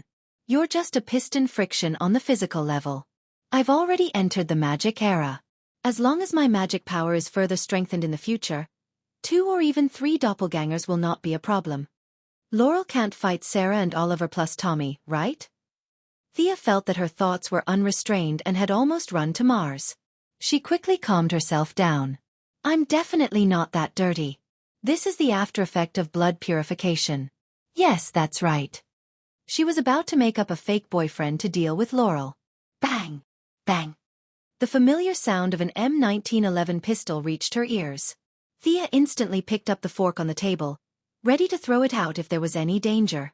From today onwards, this bar will be under the protection of the Botner family. A burly man with a full beard walked into the bar with two subordinates carrying rifles. Seeing that his deterrence had worked, he looked around with his bell-like eyes, looking for a target to further establish his power. How melodramatic. This guy is collecting protection fees, right? Sia didn't want to get involved in this kind of trivial matter, so she secretly cast a spell. This spell was modified from the Dream Invasion spell and could reduce one's presence to a certain extent. As long as it wasn't a blood feud, it could be ignored. She had learned this spell for a while, but she had not had the chance to use it. She couldn't use it during the election. If a living person stood in front of everyone, it would be useless no matter how hard she tried to reduce her presence. Thea drew two inscriptions in the air with her finger and silently recited the spell. She felt that a small part of her magic power disappeared. Thea knew that the spell was successfully cast. Now she could see the effect. You come here. The burly man with a full beard did not pay attention to Thea. He grabbed a boy dressed as a waiter next to him. With a grim smile he said to the boy, "Which family did I say I was from? Repeat it." The boy was scared silly. Who would remember which family you are from? He tried hard to recall, but fear filled his brain. He trembled all over and just couldn't remember. His reaction was in line with the bearded man's plan. He was going to make an example of him and deepen the impression of these people. He raised his wrist and pointed the gun at the waiter's head. Can't remember? Huh. Looking at the bearded man with a full mouth of yellow teeth, Thea was a little disgusted. These guys were the newcomers of the Botner family. They were too unruly and barbaric. She had a pistol in her handbag. With her speed, killing these three guys would be a piece of cake. However, there were so many people on the scene. If she rashly shot, the follow-up would be very troublesome. It might even affect Moira's election to a certain extent. Seeing that the waiter was about to die on the spot, what should she do? She hated it in her heart. The heroes of Star City were really not good at learning from the advanced experience of other cities. Why didn't any masked hero stand out? Chapter 135.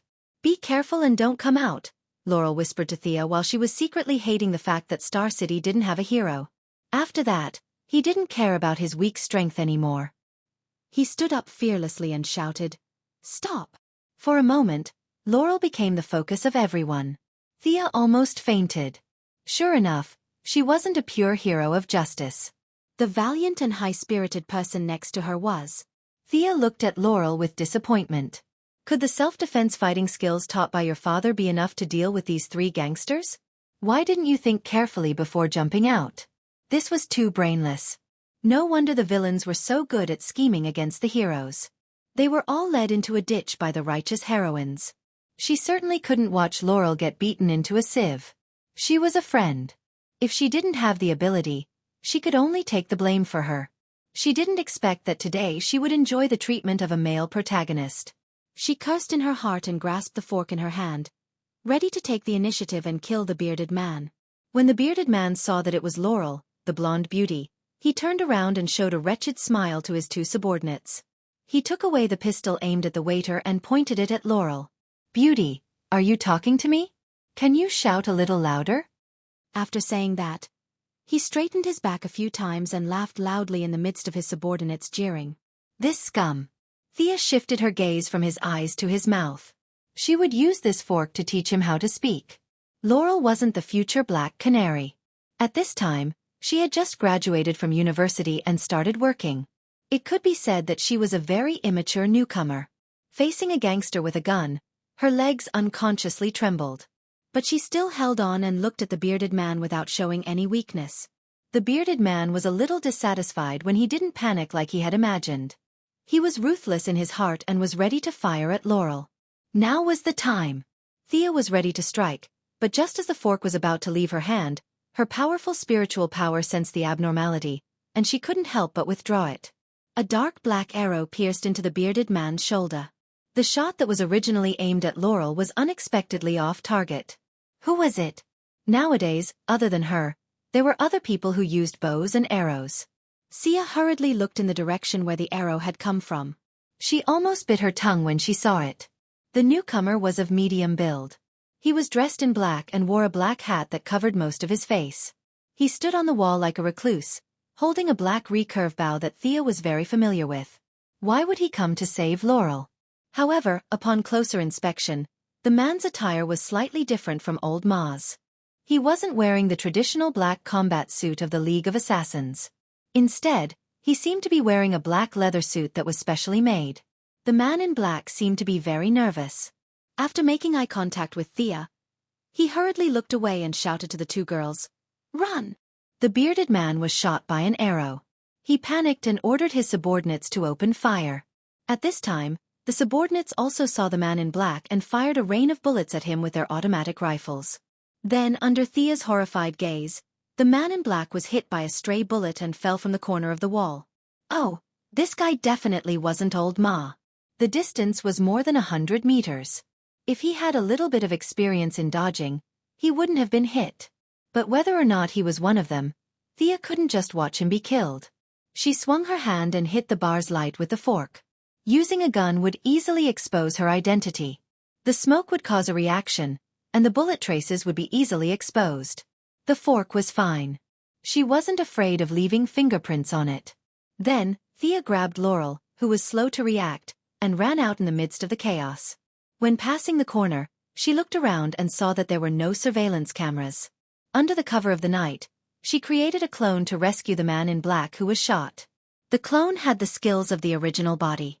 Using the black fog to cover the original face, she grabbed the man in black and ran to the side under the gaze of a few scattered onlookers. When she came to a place where no one was around, she took off the hood of the man in black. Although she was somewhat mentally prepared, when she saw his face clearly, her doppelganger Xia still laughed out loud. "Isn't this my brother Tommy? This guy seems to have improved a little from Old Ma's training. Looking at his appearance, is he determined to be the second generation of the Black Arrow?" She rolled her eyes and guessed the truth. This guy has been secretly protecting Laurel for most of the day. In fact, he didn't want to come out. He just saw that Laurel was in a critical situation today and decided to help. What a love-struck man. Looking at his injury, Thea saw that the bullet hole was in his lower abdomen. There were no conditions for surgery nearby, so she could only carry him back to her secret base. Fortunately, Felicity wasn't here recently, so she didn't have to say much. The next step was the familiar process of disinfection and anesthesia, removing the bullet and stitching it up. Thea looked at her brother, a rookie hero who jumped out to save the damsel in distress. She didn't know what to say. If she wasn't here tonight, this rookie would have been killed by a few hooligans. Old Ma would go crazy if he knew the truth. He sighed as he put on the boy's jacket. After a few months of training, the boy had lost a lot of weight. Although he hadn't reached the level of training like Oliver, who used the salmon ladder every day, he still had a bit of manliness. "Who are you?" Tommy lost a lot of blood and his consciousness was a little blurry. He only saw a black shadow in front of him treating him. He immediately grabbed Thea's arm. Thea could be regarded as one of the top martial artists in the world. How could she be easily caught by him? But she was afraid of aggravating his wound, so she didn't struggle. To be honest, she scratched her head at his question. After thinking about it, she decided to continue to hide it. She was afraid that he would ask more questions, so she casually talked to him in Chinese. In the ears of Tommy, who didn't even graduate from primary school, it became %2&M hashtag and what the hell? He didn't give up and wanted to continue to find out more about Thea. Then the two of them talked nonsense for a long time. In the end, the conversation ended with Tommy completely losing consciousness. Thea wiped the non-existent sweat on her forehead. It wasn't easy to fool people. She picked up Tommy's bow and looked at it. It was the same bow as Old Ma's, but the tension was weaker. He was her son after all. When she graduated, she didn't give him any souvenirs except for slapping her own face. She automatically ignored the fact that she had stabbed her own father in the waist. She also forgot about the necklace and whatnot. While Tommy was unconscious, she carefully felt his blood. Except for the blood relationship between them, she couldn't feel anything else. It didn't feel like her blood was boiling. It seemed that not everyone could awaken the blood. Thea didn't know whether she should feel lucky or sad. Since the blood of the Merlin family gave her a place in the future, she had the obligation to protect the safety of the father and son. Chapter 136. Silently feeling the ties of kinship, Sia left a hint in Tommy's mind that he should leave the secret base directly after waking up and forget everything here. Fearing that it would cause pressure on his brain nerves, she used very little magic power. After checking that there was no problem, she took the initiative to deactivate the avatar. At this time, Sia was running with Laurel. This big sister really had the potential to be a hero. She had 2Ds and wore high heels. Although she was a bit embarrassed, she still kept up with Sia's speed. Okay, let's take a break. Thea saw that Laurel was exhausted and gradually stopped. Since she ate the green fruit given by the swamp monster, her lungs were very strong. At this speed, she could run for a whole day without feeling tired. Laurel was out of breath. When she heard that Thea was going to take a break, she didn't sit down immediately. Instead, she looked back and was relieved when she saw that there were no pursuers. Thea, you have good stamina.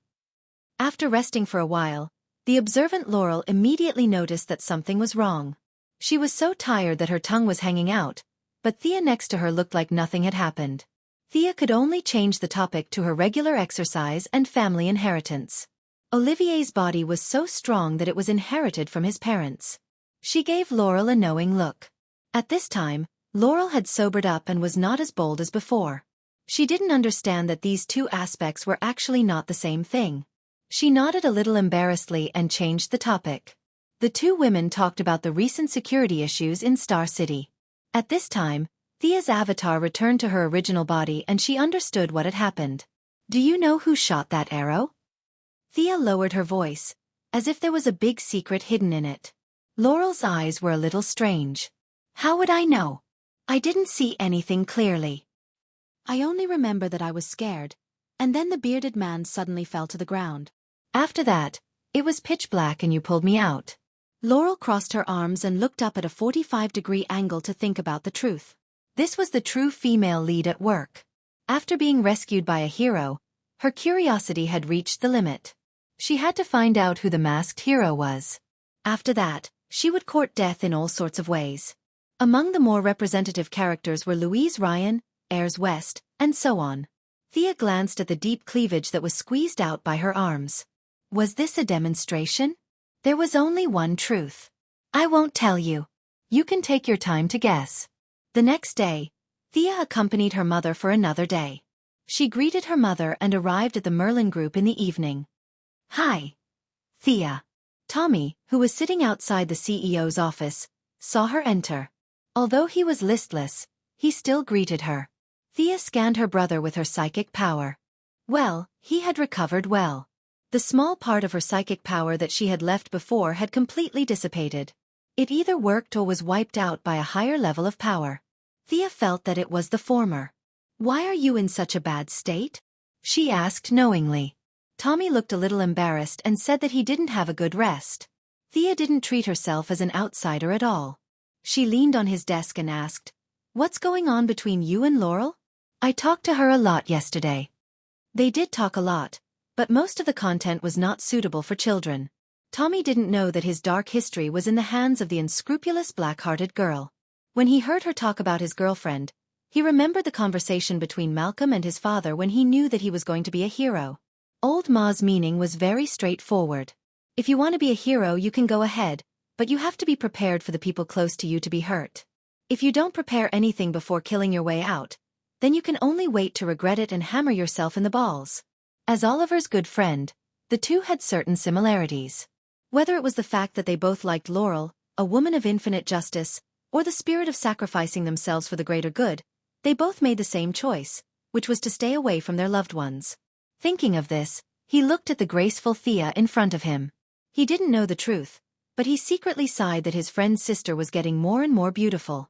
It could be said that he had never seen such a beautiful sister in his life. In order not to implicate others, he had to stay away. I'm going to take care of something. Take a seat first. He didn't wait for Thea to respond. He picked up the documents on the table and walked out. His abnormal behavior stunned Thea. The relationship between the two shouldn't be so cold. Why did he have such a big reaction when she mentioned Laurel? Or was there a problem with the hinting spell last night? Under the inertia of thinking, she thought that there was a problem with the spell, but she didn't delve deeper into the problem. She shook her head and put her thoughts aside. Today, she came to see Tommy on the way. Her main purpose was to find Malcolm. When she arrived at the door, she used her power of the will to search around. There was no abnormality, so she pushed the door open and walked in. What a rare guest. What can I do for you? Malcolm was leisurely making tea. When he saw her come in, he poured another cup and beckoned her to sit down. Thea considered her words and took out the necklace around her neck. This is what you gave me. Malcolm thought that she was going to return it to him, so he quickly said with a smile, "It matches you very well." Of course it matches. Thea had already checked that Malcolm didn't have the basic requirements for blood awakening. Returning the necklace to him was like throwing money into the water. The level of this magic equipment was beyond her imagination. After studying it day and night, she only understood the first 7 inscriptions. She couldn't deduce any more with her own strength, so today's trip to the Merlin Group was the reason why she came here. Do you know the origin of this necklace? Or how it came to be in your hands? Can I ask? Malcolm's pupils unconsciously shrank. This topic was a little out of his expectations. But he didn't take it seriously. He laughed in his heart that Thea was still young and impatient. He slowly poured the tea. Is there a problem with this thing? Don't worry. Drink the tea and tell me slowly. How should she put it? Thea thought for a long time but didn't know how to start. It seemed that she had to reveal some of her trump cards. Before she came, she had thought about this problem. She had dragged Solomon Grundy for several hours during the battle in Gotham. There were thousands of witnesses, and most of them were Malcolm's eyes and ears. She had to tell the truth. Fortunately, although Malcolm was a bad person, he had a good character and was not heartless. He was still very good to his children. In the original plot, he smiled and generously faced death for Thea. From a father's point of view, he was far more humane than heroes like Oliver Diggle. Thea shook her shoulder, and a big change took place right in front of Malcolm's eyes. A translucent figure walked out from her shadow. In less than a second, the facial outline of the figure gradually became clear. Pfft! Malcolm was holding a cup of tea, full of the aura of a master.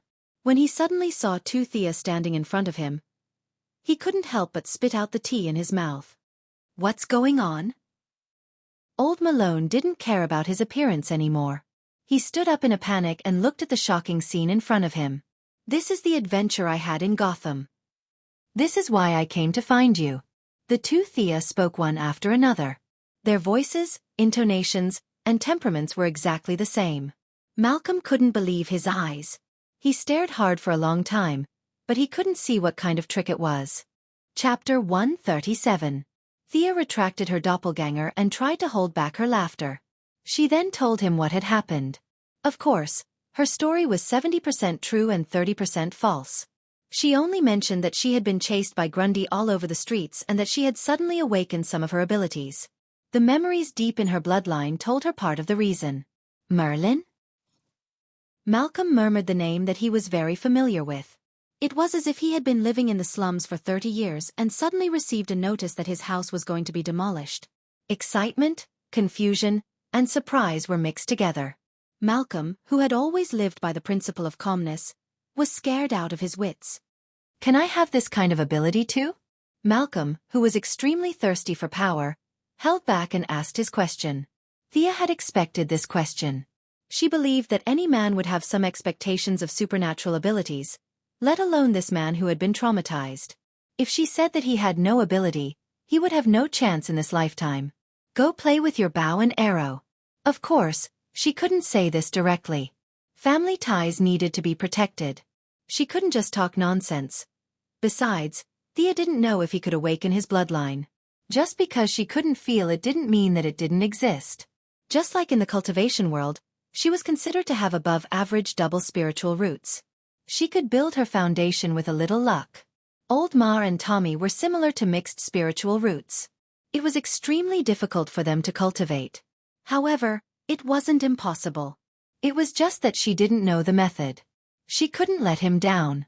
Thea considered her words carefully. I'm not sure. The memories in my bloodline are too little. I don't even know the basics. I can only say that there's hope. Malcolm spun a few rounds on the spot and pointed at the necklace in her hand. What's the effect of this thing? Or what did you discover? Thea was very proud when she mentioned this. She had at least figured out a small part of it. According to what I know, the world is composed of 4 elements: earth, fire, water, and wind. After the creation of the world, light and darkness were added. This necklace contains the power of wind and water. My personal attribute is more towards fire and wind, so I can only decipher the content of wind. Malcolm crossed his arms and listened to her talk with drooping eyelids. Wasn't the material world made of atoms? Won't your physics teacher beat you to death? But considering the frightening cloning technique just now, he didn't say anything and waited for her to continue. The main bloodline of the Merlin family is of the wind attribute, so this part is explained most clearly in the memories. I'll let you experience it. Thea grabbed the necklace with her left hand and drew a complicated inscription in the air with her right hand. The spell's complexity was beyond her ability. It took her 30 seconds to complete the 7 runes. Her mana was depleted in an instant, and this was with the help of the necklace's mana.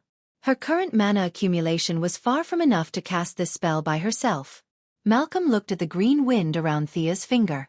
Before he could ask, Thea pointed at him from afar. Pale green energy instantly surrounded him. If he didn't know that Thea wouldn't harm him, he would have jumped up. He raised his hands and looked at the translucent light that flashed across his arms. Is this magic? That's nothing. Thea laughed mischievously. Wind-walking spell. Take 2 steps and experience it. The serious-looking old ma turned a blind eye to her teasing, and took a step forward in what he thought was a steady manner. Bang! Malcolm's step didn't hurt his balls, but his steps were lighter than expected. His left foot stepped on air.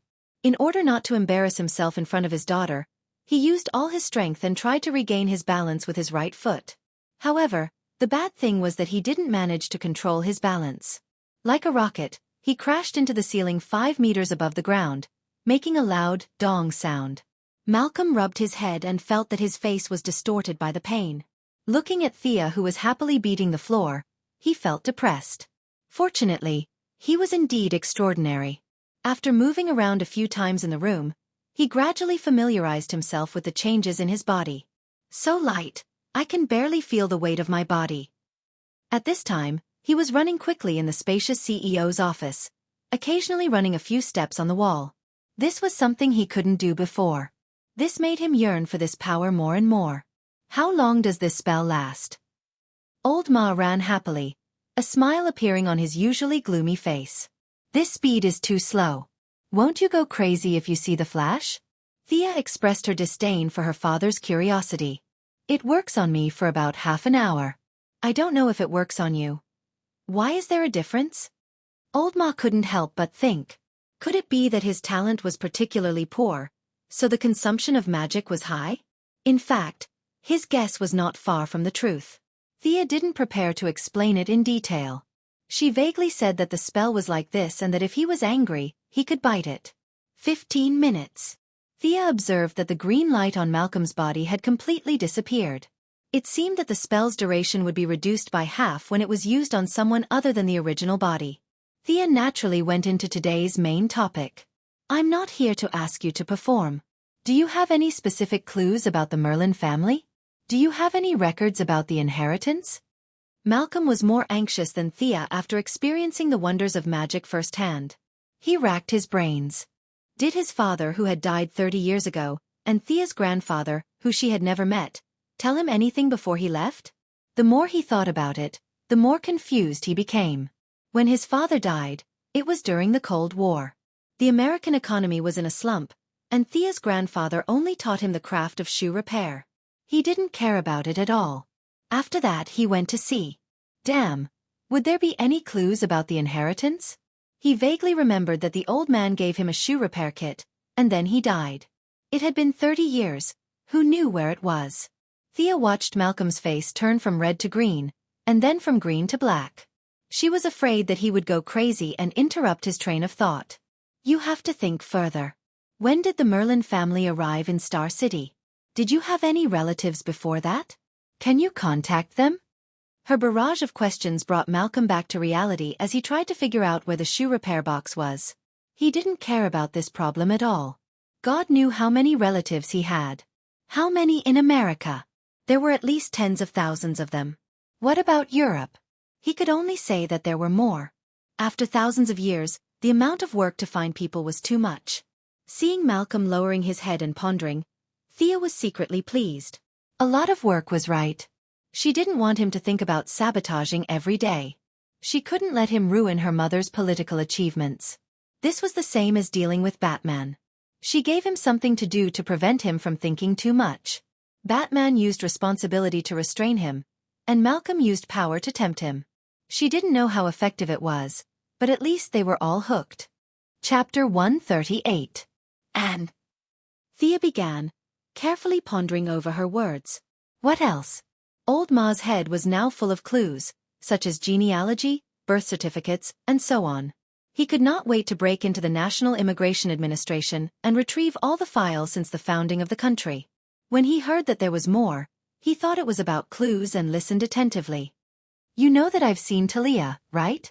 I got the news from her that the ninja master's purpose of taking you in was not simple. Thea would certainly not say that she knew the future plot, so she conveniently put the blame on Talia. Anyway, she was hiding deep in the mountains and forests, and old Ma would not go to her door to ask for confirmation. When he heard the name of the ninja master, Malcolm's expression was a little unnatural, but he still forced a smile and said, "This is Talia's way of getting someone else to do her dirty work." She was afraid that the master would find trouble with her, so she used the scheme of diverting the trouble. Humph, Thea, you fell for it. This was the bad thing about bad people. They thought that everyone had a conspiracy and were too paranoid. Thea could only give him another strong dose of medicine. In this world, there are wives and husbands who die young every day. Why didn't the ninja master find someone else and choose you? He saw that you were pleasing to the eye and cultivated you wholeheartedly without asking for anything in return. Don't you think there's something wrong with this? Thea's words instantly broke through Malcolm's defenses. He subconsciously did not think there was anything wrong with this, but her words stabbed into his mind like a sharp sword. Ah! Malcolm only felt a splitting headache. Countless thoughts rushed into his mind, and large pieces of memory fragments were constantly reorganized and shattered. A large number of sealed memories rushed into his mind. In order to support himself, he could only hold on to the desk with trembling hands to prevent himself from falling. What's going on? I just said it casually. Why is there such a big reaction? Thea was confused. She wanted to help, but she really did not understand what was going on. She could only watch from the side worriedly. After a full half an hour, Malcolm's tightly knitted brows finally relaxed. He let out a long breath and said, "This old man, he plotted against me." Who? The ninja master. He had hypnotized me a long time ago. No wonder I didn't think of such an obvious flaw. Malcolm tore off his tie angrily as he panted heavily. Thea finally understood. This was obviously done by the ninja master many years ago. It was similar to how she used magic to brainwash Catherine and Valky. However, she used magic, but she didn't know what he used. Then do you still remember your previous experience? Why haven't you noticed the problem after all these years? I only remember that I was very vigilant at first, but there was a lot of incense in his room, and the smell was really intoxicating. I don't know when it started, but I relaxed, or should I say, I automatically ignored some of the abnormalities. Damn it, that old bastard. Old man. Malcolm was constantly correcting his own memory. Many of the words he felt were inaccurate, so he kept correcting them. When he finally mentioned the ninja master, his lips began to tremble uncontrollably. He thought of Window as some old thief and cursed him. You're not angry at him for brainwashing you. You're angry because you've been plotting and scheming for half your life, only to find out that you've always been tricked by someone else. Thea had recently read a lot of psychology books because of the suggestion spell. Based on the summary of various clues, she could analyze old Ma's current state of mind. The ninja master's method was not difficult to guess. It was nothing more than drug relaxation and forced brainwashing in the depths of one's mind. The truth-telling serum was widely used in modern medicine, but it was now widely used by secret service organizations. The old man who had lived for 800 years must have a stronger serum in his hands. Thea waited for him to gradually calm down. Do you still remember what he did to you? Malcolm thought for a full 5 minutes before he said with uncertainty, I don't think there's anything special about it. When we first arrived in Nandar Bart, he handed me his sword and asked me to cut my palm and swear to join him. At that time, I didn't know any martial arts, and I only felt dizzy. I always thought it was because I had never seen blood before. Could it be? As Malcolm continued to recall the details, Old Ma's eyes grew bigger and bigger. Many clues that he had ignored in the past surfaced. With his intelligence, he immediately found the problem. As he paced around the office, he recalled all the details one by one. That sword of his, other than when I joined the gang, has never been unsheathed. Usually, he only uses ordinary weapons for practice. I always thought that he valued my identity as a billionaire. Thea whistled softly. That sword seemed to be very powerful. It was hard to tell whether it was a magical weapon, but it was definitely not an ordinary one. In the original plot, Thea was also stabbed by this sword, and then her talent plummeted. Should she take revenge? But when she thought of the ninja master's unfathomable strength, she shook her head. She still needed to think at length. Malcolm had recovered some of his former vigor. Was my bloodline destroyed or taken away by him? This was the question he was most concerned about now. Although he already had the answer in his heart, he still wanted to confirm it with Thea. Seeing that he was going to be more and more miserable in the future, the answer was inevitable. But this could not be said directly. Thea still had to give him some hope. My talent allows me to summon an exclusive unicorn from the upper space. As long as the unicorn reaches adulthood, I can merge with it. After that, I can use a lot of light spells and a lot of healing spells. I don't know how effective it is, but it should be able to repair the damage. Thea's words were so ambiguous that Malcolm felt as if his worldview had collapsed the entire night. What kind of nonsense was this? Unicorn? Anyway, his worldview had already collapsed, and he was not afraid to be more shattered. He asked, Can you summon it for me to see?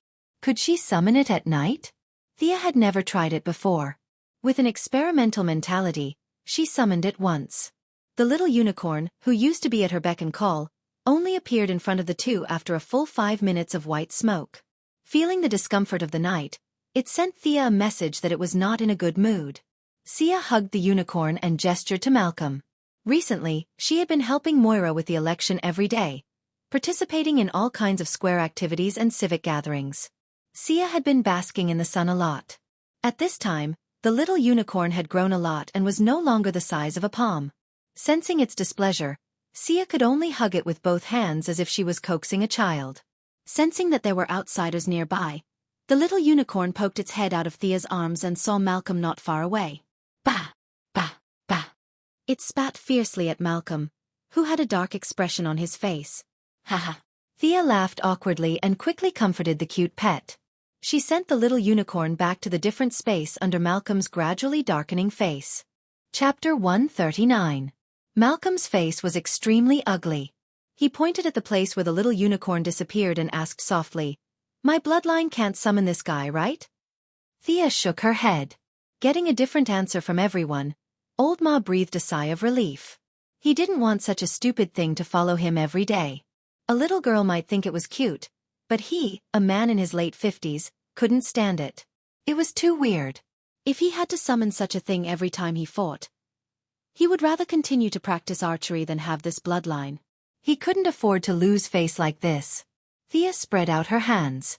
As you can see, it's still young. It will take at least 2 years to reach adulthood. Whether or not it can repair the bloodline can only be determined by then. The unicorn was not just young, it was too young. 2 years was under the premise that Thea risked her life to bask in the sun.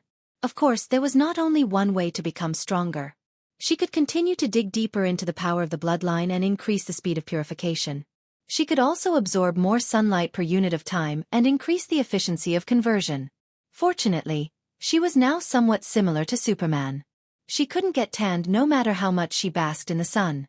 With this kind of physique, as long as she persevered, there would be a day when she would succeed.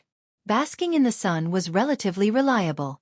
She just had to find a beach and lie there. Whether it was the Quinn Group or the Owl Court, they both controlled a lot of private beaches. Absorbing moonlight was a pain in the ass. Who would lie outside in the middle of the night instead of sleeping? It was too illogical. Anyone would be able to see that there was something wrong with you, or that you were a little crazy. Thea scratched her head at the thought of strengthening in this aspect. She threw a basket of problems to old Ma. These were long-lasting troubles that would take him 8 to 10 years. Presumably, he didn't have time to think about the plan to destroy the slums in Star City. Thea told him not to let everyone know and attract the attention of the ninja master. She walked out of the Merlin group while humming a song. Malcolm watched Thea walk slowly into the elevator and disappear from his sight. Originally, he wanted to destroy the slums because he had no goal in life and purely to vent his anger. But now, Sia had thrown him a big pie, and the conceited Roland's desire for power once again crept into his heart. Especially when he learned that he was tricked by the ninja master like a fool. This made him furious. Ninja master. He whispered the name that terrified him. He knew that he was suppressed in all aspects, be it martial arts, intelligence, or intelligence. He said that Thea was a natural warrior, but wasn't he the same? He was a lone wolf. Even if he was facing a lion, he would still dare to take a bite out of it. He had founded the Merlin Group on his own. At first, the group operated shipping. Today, the entire group had transport points and storage centers in 23 ports in the world. It could be said that his intelligence network was not inferior to anyone else's. However, this task was also extremely difficult. For thousands of years, there was no family planning in Europe and America. Children were born freely. Now, it was really unknown how many direct descendants there were. Those who kept the surname Merlin were easy to find. But what about those who changed their surname midway? Their descendants would be cut off. But what about those who handed over their inheritance to outsiders? The situation was too complicated. There were too many variables. Rubbing his temples, Malcolm looked outside the CEO's room. Tommy still hadn't come back. Malcolm didn't want to talk to his son about what happened today. Besides, he also felt that his son wasn't very capable. His only merit was his diligence. It wouldn't be good for him to come into contact with these things too early. He couldn't count on the father-son pair. Thea was right to remind him to be careful. This meant that he would have to spend a lot of energy to handle this matter personally. He couldn't use his subordinates, so he could only rely on a few of his confidants and himself to investigate in secret. Thinking of this, even a strong-willed person like Malcolm was a little shaken. The workload was so huge. Could it be done in 10 years? He didn't know that his father had suffered a psychological damage, but his indomitable willpower had saved him. Thea was happily packing her luggage. She had already reported to Moira. Of course, she didn't say that she was going to find her brother. Her excuse was that she was going to Hong Kong for a vacation. Whether it was bringing Oliver back or rescuing Shadow, Yao Dong, it would take a lot of effort. Oliver was such a stubborn person that it would be difficult to convince him if she didn't reveal her identity. As for Slade Wilson, nicknamed Death Knell, and the guy who killed Moira in the future, Thea didn't know how to treat him. Oliver regarded him as a close friend. The two of them had been entangled in a feud for 10 years. In the end, they still couldn't settle it. Although her mother was alive and well, Thea was still very unhappy with him. For some reason, Oliver had almost forgiven him. However, she was a woman, and she had inherited old Ma's protective personality. How could he expect to have a peaceful ending after hurting her family? Although he hadn't done anything evil yet, she would leave him to fend for himself on the island. In addition, there was a magical equipment on the island that was worth her time. She remembered that in the 4th year of the original plot, Constantine found it with Oliver's help. It was an ancient Egyptian treasure, the Orb of Horus. Although she didn't understand how an Egyptian magical equipment came to the East, Thea believed that if Zach Kong was interested in it, it must be something good. As for the evil god statue that Damien Dark got later, Thea politely declined. It was useless. The statue had magic power, but it was useless without it. It was too trashy. As long as she pulled Green Arrow away, the statue would stay in the cave obediently. There was no need for her to touch it. The location of Purgatory Island in the TV series was vague. It said that it was in the North China Sea, but the map showed that it was in the east of Honshu, Japan. They were about to reach the Kamchatka Peninsula. How could it be in the China Sea? The news media must be stirring up trouble for some ulterior motive. Then they said that it was in the South China Sea, on the route from Germany to Hong Kong, and that they were going to set up some kind of missile interceptor. The information was so confusing that no matter how good one was in geography, they wouldn't be able to figure out where it was. Thea had done her homework. She checked the location of the Queen's crash and checked the hydrology and ocean currents at the time. She barely managed to draw a rough area. She ordered the Court of Owls to prepare a helicopter for her in Hong Kong. She learned how to pilot all kinds of modern equipment from Batman. Although she wasn't proficient, flying safely wasn't a problem. Moira was also somewhat immune to her running around the world. If you want to go, then go. Thea checked in her weapons and arrived in Hong Kong on time that night. The familiar Chinese characters, the familiar skin color, but the person was no longer the same person. Thea wanted to find Yao Fei's other daughter, Yao Mei, but the court's influence here was weak, and the few contacts were not very effective. Thea could only give up and let Shadow find Yao Mei herself. She vaguely remembered that the Sky's Eye Society had a huge base here. Thea was very low-key and didn't attract anyone's attention. That night, she flew a specially prepared helicopter into the vast South China Sea. Chapter 140. There were as many small islands in the South China Sea as there were stars in the sky. It was too difficult to find them. Thea's actions could not be exposed. She was limited by fuel. For the first 2 days, she had to return to the port on time, whether it was refueling, accommodation, or comfort in the city. For the next 2 days, she was too lazy to fly back and forth. She added 2 more fuel tanks. During the day, she hid on the island to bask in the sun. She summoned the little unicorn to keep a lookout and went out to look for people at night. She had to avoid the patrol boats, fishery administration boats, and maritime boats on the sea. It was very tiring. I'm so sleepy. Miss Sia wandered around like a thief every night, so she was naturally lethargic during the day. Looking at the little unicorn running around with its 4 little hooves in the distance, the unicorn was very satisfied with the fresh air and sunshine on this island and had a lot of fun. Thea suddenly thought of a problem. She said in her heart in a tone of seduction, "Come here, come here."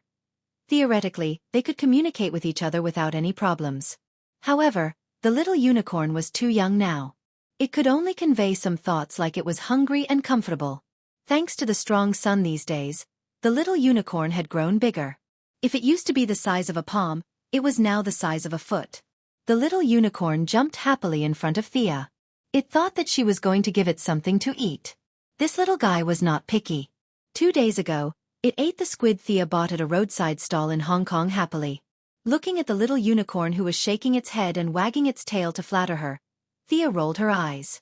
She quickly grabbed the little unicorn's 2 front paws and lifted it up. Her eyes quickly scanned its lower body. It's a little princess. That's good. If it's a male, it'll be awkward to put it together. The little unicorn kicked her with its 2 hind legs. However, it was too far away and could not do any damage. Thea quickly put it down before it was about to spit. She also stroked its mane. Whether it was useful or not, it was at least comforting.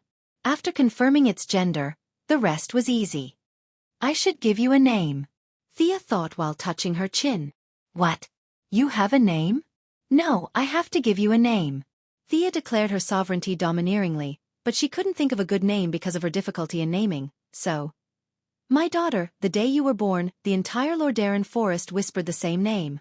Arthas. What do you think of this name? Are you happy? Thea couldn't think of a better name even after racking her brains. She slapped her thigh and decided to use this name. Ignoring the little unicorn's objections, he grabbed it up and threw it into the air twice. That was the end of the naming ceremony. She decided to let it play by itself. Sia found a place with plenty of light and continued to sleep. Day and night, night and day. Hard work paid off. Sia finally saw the large island in front of her at dawn on the 7th day. It's really hard to find. No one told me that there are such thick clouds around this broken island. Thea was a little depressed. She had flown over this area before, but the thick fog made her automatically ignore it. It wasn't until this morning that she found traces of the island under the fog. The half-moon-shaped island was densely covered with primeval forests. In the center of the island was a watchtower built by the ancient Han people. On the south side was a ditch, where the submarine from the Foot Basin country in World War II crashed into the rocks. She repeatedly compared it with her memory. This should be it. Thea had no intention of getting her hands on the biochemical drug Miraculu. She didn't need the power that sacrificed her rationality, but she didn't mind taking a few bottles back for research. That professor who was searching for the drug had a hole in his head. This was a drug from the Foot Basin country during World War II, 50 years after the present day. It wasn't that there weren't any scientists who were 50 years ahead of humanity, but they were few and far between. As for those people from the Foot Basin country, Thea didn't think they had the ability to do so.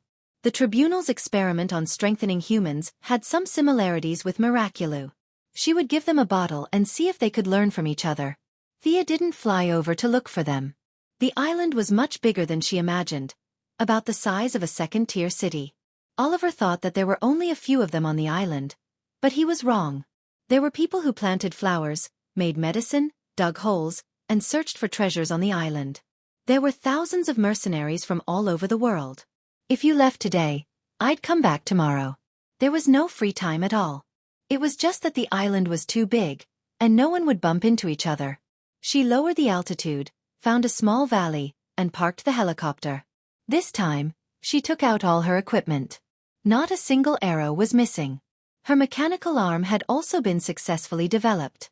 Relying on Batman's nanotechnology, the mechanical arm was usually worn as 3 accessories on her left arm. With a press of a switch, it could be armed in 1 second. At full power, it could carry 2 to 10 tons of force. The arm was made of hafnium metal. This metal was resistant to high temperature and wear. It could even withstand large-caliber bullets. It was a rare alloy used by the Federal Reserve for their vault doors. There were 3 sharp claws inside. They were made of titanium alloy and a small amount of carbon nitride. These 3 claws had kept the 50 scientists in Quinn's Applied Sciences department busy for a month. The results didn't disappoint Thea. After many rounds of experiments, she hadn't found any metal that she couldn't cut, other than those white dwarfs and neutron stars. She packed her luggage and made some camouflage for the helicopter. Even if she was discovered, she could fly back with the skateboard. It was just not as comfortable as a plane. She flew onto the skateboard. If she didn't have magic, it would be difficult. But now, she only needed to use a tracking spell to find Oliver, who was connected to her by blood. So far, the magical guidance was faintly discernible. It could only mean that the distance between them was far beyond the limit of magic detection. It's in the west. After confirming repeatedly, Sia flew close to the ground and faced the distance. The sun gradually moved to the west. The afterglow of the setting sun was reflected in the clear lake. A man and a woman stood face to face. The man looked sad, as if he was carrying a mountain on his back. The woman looked at him worriedly. There was some sympathy and love in her eyes. I just feel that this island has made me very scary. The man's voice was low, and his tone was full of sadness. The woman thought for a moment. She scooped up a handful of water from the lake and smeared it between the man's eyebrows. There is no island, no place, that can make you become what you don't want to be. But her words didn't dispel the man's discouragement. So I've always been an assassin? The woman organized her words. Everyone has a demon in their heart. The Tao Te Ching talks about the relationship between yin and yang. We all have 2 opposing forces in our hearts. Darkness and light, assassins and heroes. After saying that, she touched the man's face. Her eyes were full of love. They didn't know that not far away, a muscular middle-aged man was watching them hug each other into the water. His eyes were full of struggle and unwillingness. Chapter 141. When Thea arrived, she happened to see this scene. She wasn't ready to act out the melodramatic reunion of the siblings. She wanted to test their abilities. She put on the hooded glasses. Although European and American face blindness was serious, and people wouldn't recognize her if she wore a pair of glasses like Superman or Supergirl, she still felt that it was not safe. She used the black fog to cover her face. It was hazy. Not to mention Oliver, who hadn't seen her for more than a year. Even old Ma wouldn't be able to recognize her now. It doesn't look right. Be careful not to get a needle eye. Thea's long-range infrared glasses instantly found the middle-aged man peeping in the forest. Without alerting the 2 below, she circled half a circle behind the middle-aged man and mocked him maliciously. The muscular middle-aged man was the future Death Knell, the current Slade Wilson. He was half teacher and half friend to Oliver, who was fighting with a woman in the water. Just as he was burning with jealousy, he suddenly heard the words behind him. Without thinking, he turned around and slashed down. Your swordsmanship isn't bad. Thea nodded. Slade wasn't a pure martial artist. He was a mercenary. His swordsmanship was simple and quick, fully displaying his own characteristics.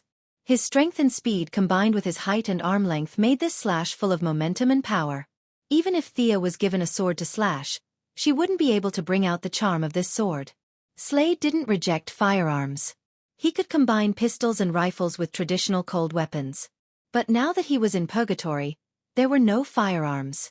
Fortunately, his cold weapons weren't weak. He was good at the Kali martial arts of the Philippines and had practiced this skill to the peak. His swordsmanship in Kali martial arts could only be considered average. It was still far from being profound. But this average swordsmanship was based on Slade's own understanding and rich experience. He could bring out 150% of it in battle. Thea was a little excited. With her current level of fighting skills, there weren't many who could be considered her opponent. She couldn't fly to Gotham every day to find Batman to practice. Today, she finally met this non-famous crosstalk actor. No, non-famous martial artist. She didn't use magic or mechanical arms. She only used her own martial arts to fight with him. Sia quickly dodged the attack, pulled out her sword, and stabbed at his throat with a backhand motion. Richard didn't expect this guy covered in black fog to be so strong and fast. He could only pull out the other long saber on his back and block the swift sword. "Who are you?" He was a little puzzled. How could there be such a powerful person on the island?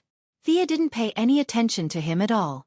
The sword in her hand was like a snake as it pierced through several vital points on his body. Richard was a little annoyed that he didn't get the answer he wanted to hear.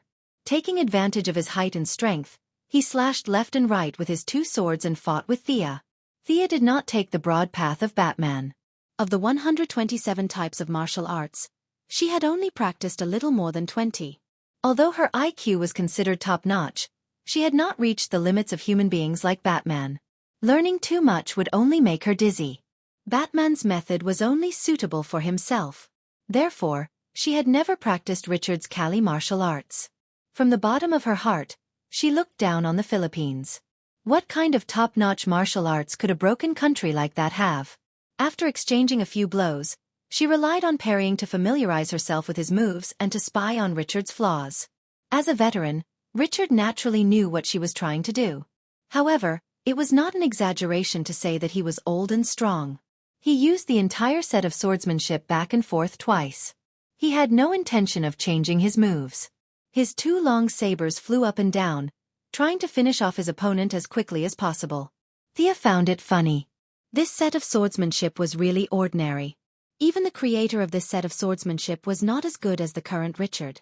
After all, this wasn't swordsmanship at first. It was a stick technique.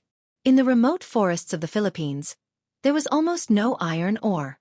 Sticks could be seen everywhere. Long sabers? She could only laugh at that. Now, the two short sticks had been forcefully changed into dual sabers by Richard. The power had not decreased. Instead, it had multiplied. But that was it. After experiencing the Great Battle of Gotham and being taught by Batman, she was now considered a top fighter. Although her ranking was definitely not among the top few, seeing that Richard was only using the same few moves, Thea began to use her strong martial arts foundation and her advantage in agility. She dodged left and right, trying to disrupt Richard's rhythm. Although Thea's swordsmanship was superb, she quickly found a flaw. Richard used his left saber to protect himself, while his right saber slashed horizontally at Thea's neck. This move was actually quite clever. However, Filipinos were short, so it was very lethal. Richard was tall, so this slash was a little too high. Thea shrunk her neck and nimbly dodged the slash. Without waiting for him to put away his saber, she turned around and held her sword with both hands, aiming the blade at the body of the saber. With a light shout, her sword cut through his long saber. Richard's hand suddenly became empty. He knew he was in trouble. His opponent was too cunning.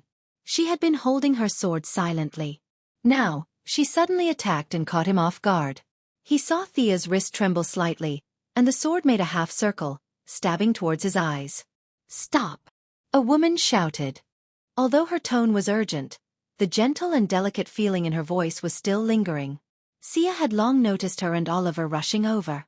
Although the two of them had the elegance of a mad scholar from the Wei Jin dynasty, at least they knew what kind of environment they were in. On the other side, Slade was shouting as he fought. Although this was his personal fighting style, he also had the intention of calling for help to form a team to fight Xia. When the two heard the commotion, they didn't know if the fight was over. They hurriedly ran over. Seeing that Richard was about to die, Shadow Yao Dong shouted. She drew her bow and tried to rescue Richard by surrounding him. She wanted to equalize the situation first. Faced with an arrow that was inferior to her in terms of strength and speed, Thea smiled. She used the stab to cut, forcing Richard to retreat. Then, she turned around and aimed at the arrow.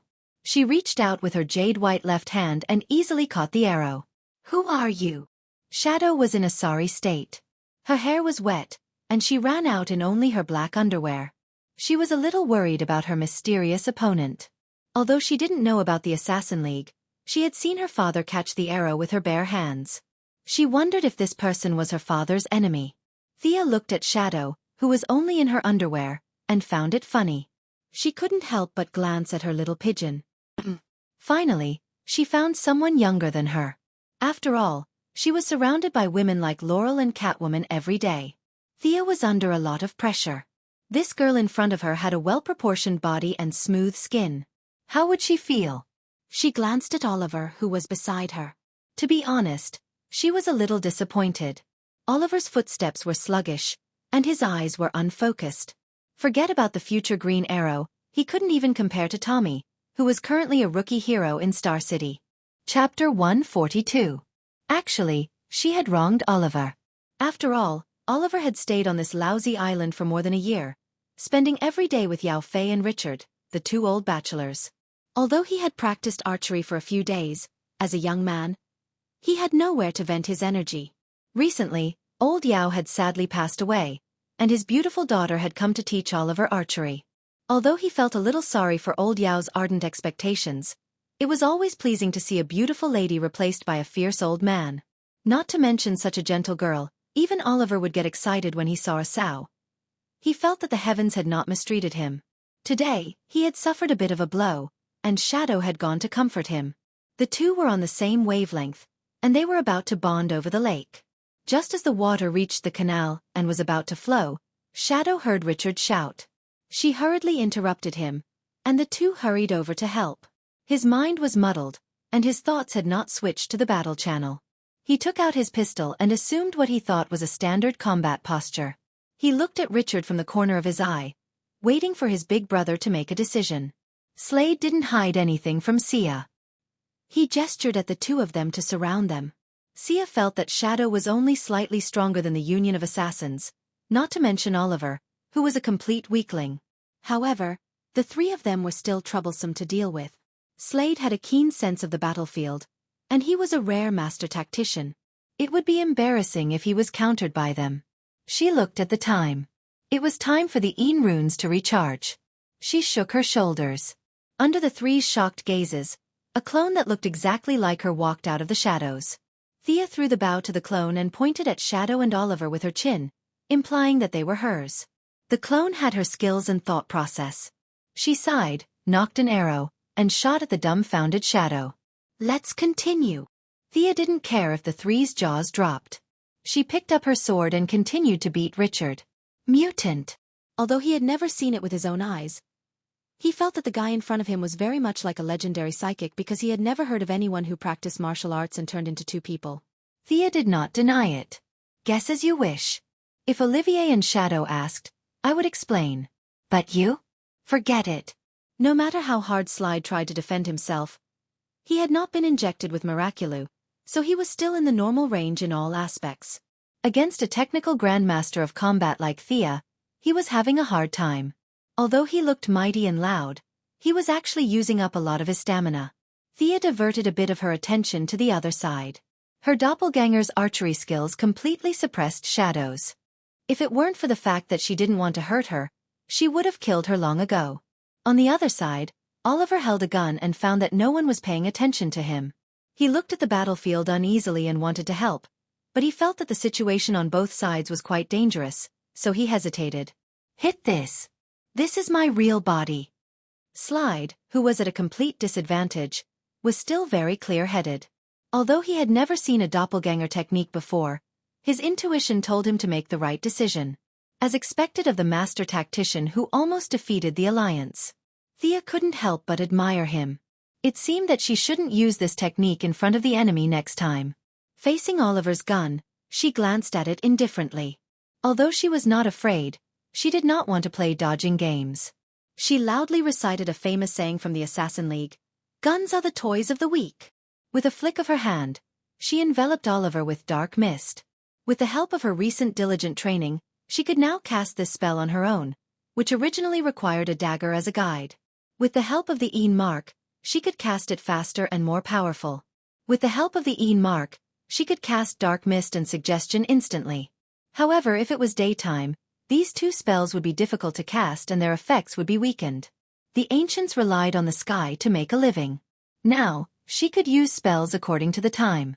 It was a rare thing. Anyone would panic when their vision suddenly turned pitch black, and Oliver was no exception. "I can't see." Slade was shocked and shouted, "Calm down, don't shoot randomly." He was the closest to Thea, and Oliver had aimed in this direction before. He was afraid that Oliver would shoot him carelessly. In fact, he had underestimated the future green arrow. Not to mention her combat ability, her psychological quality was already showing the essence of a hero. This was Oliver's first time coming into contact with magic. After the initial panic, he quickly calmed down. He moved back and forth a few steps, and found that his surroundings were still pitch black. He didn't know that Thea's magic had been slightly modified. Originally, it was cast at a fixed location, but now it was cast while attached to the enemy. The duration of the spell would be reduced by the target's body, but the effect was better. Hearing Slade shout, Oliver also responded loudly, "I know I won't move." At least there was something good about him. Thea's impression of her brother improved a little. "Since you're so calm, the next spell won't scare you, right?" Hopefully. Thea drew a few runes in the air with her left hand. She aimed at Oliver's black fog, and a black light shot out. This was the only spell she had memorized from the pile of parchments in the Arcana realm. It was supposed to be a targeted spell, but after considering her own situation, she changed it into black fog immobilization. She could use the black fog on the target for a second time. First, her mana consumption was reduced by more than half. Secondly, the new spell circuit only needed to slightly modify the black fog immobilization. It was safe, fast, and could unleash the effects of her Een runes. Seeing that her spell was finished, Thea opened her left hand, aimed at Oliver and clenched it. Ha! Oliver, who was fumbling in the dark, found that he had regained his vision. He was secretly delighted.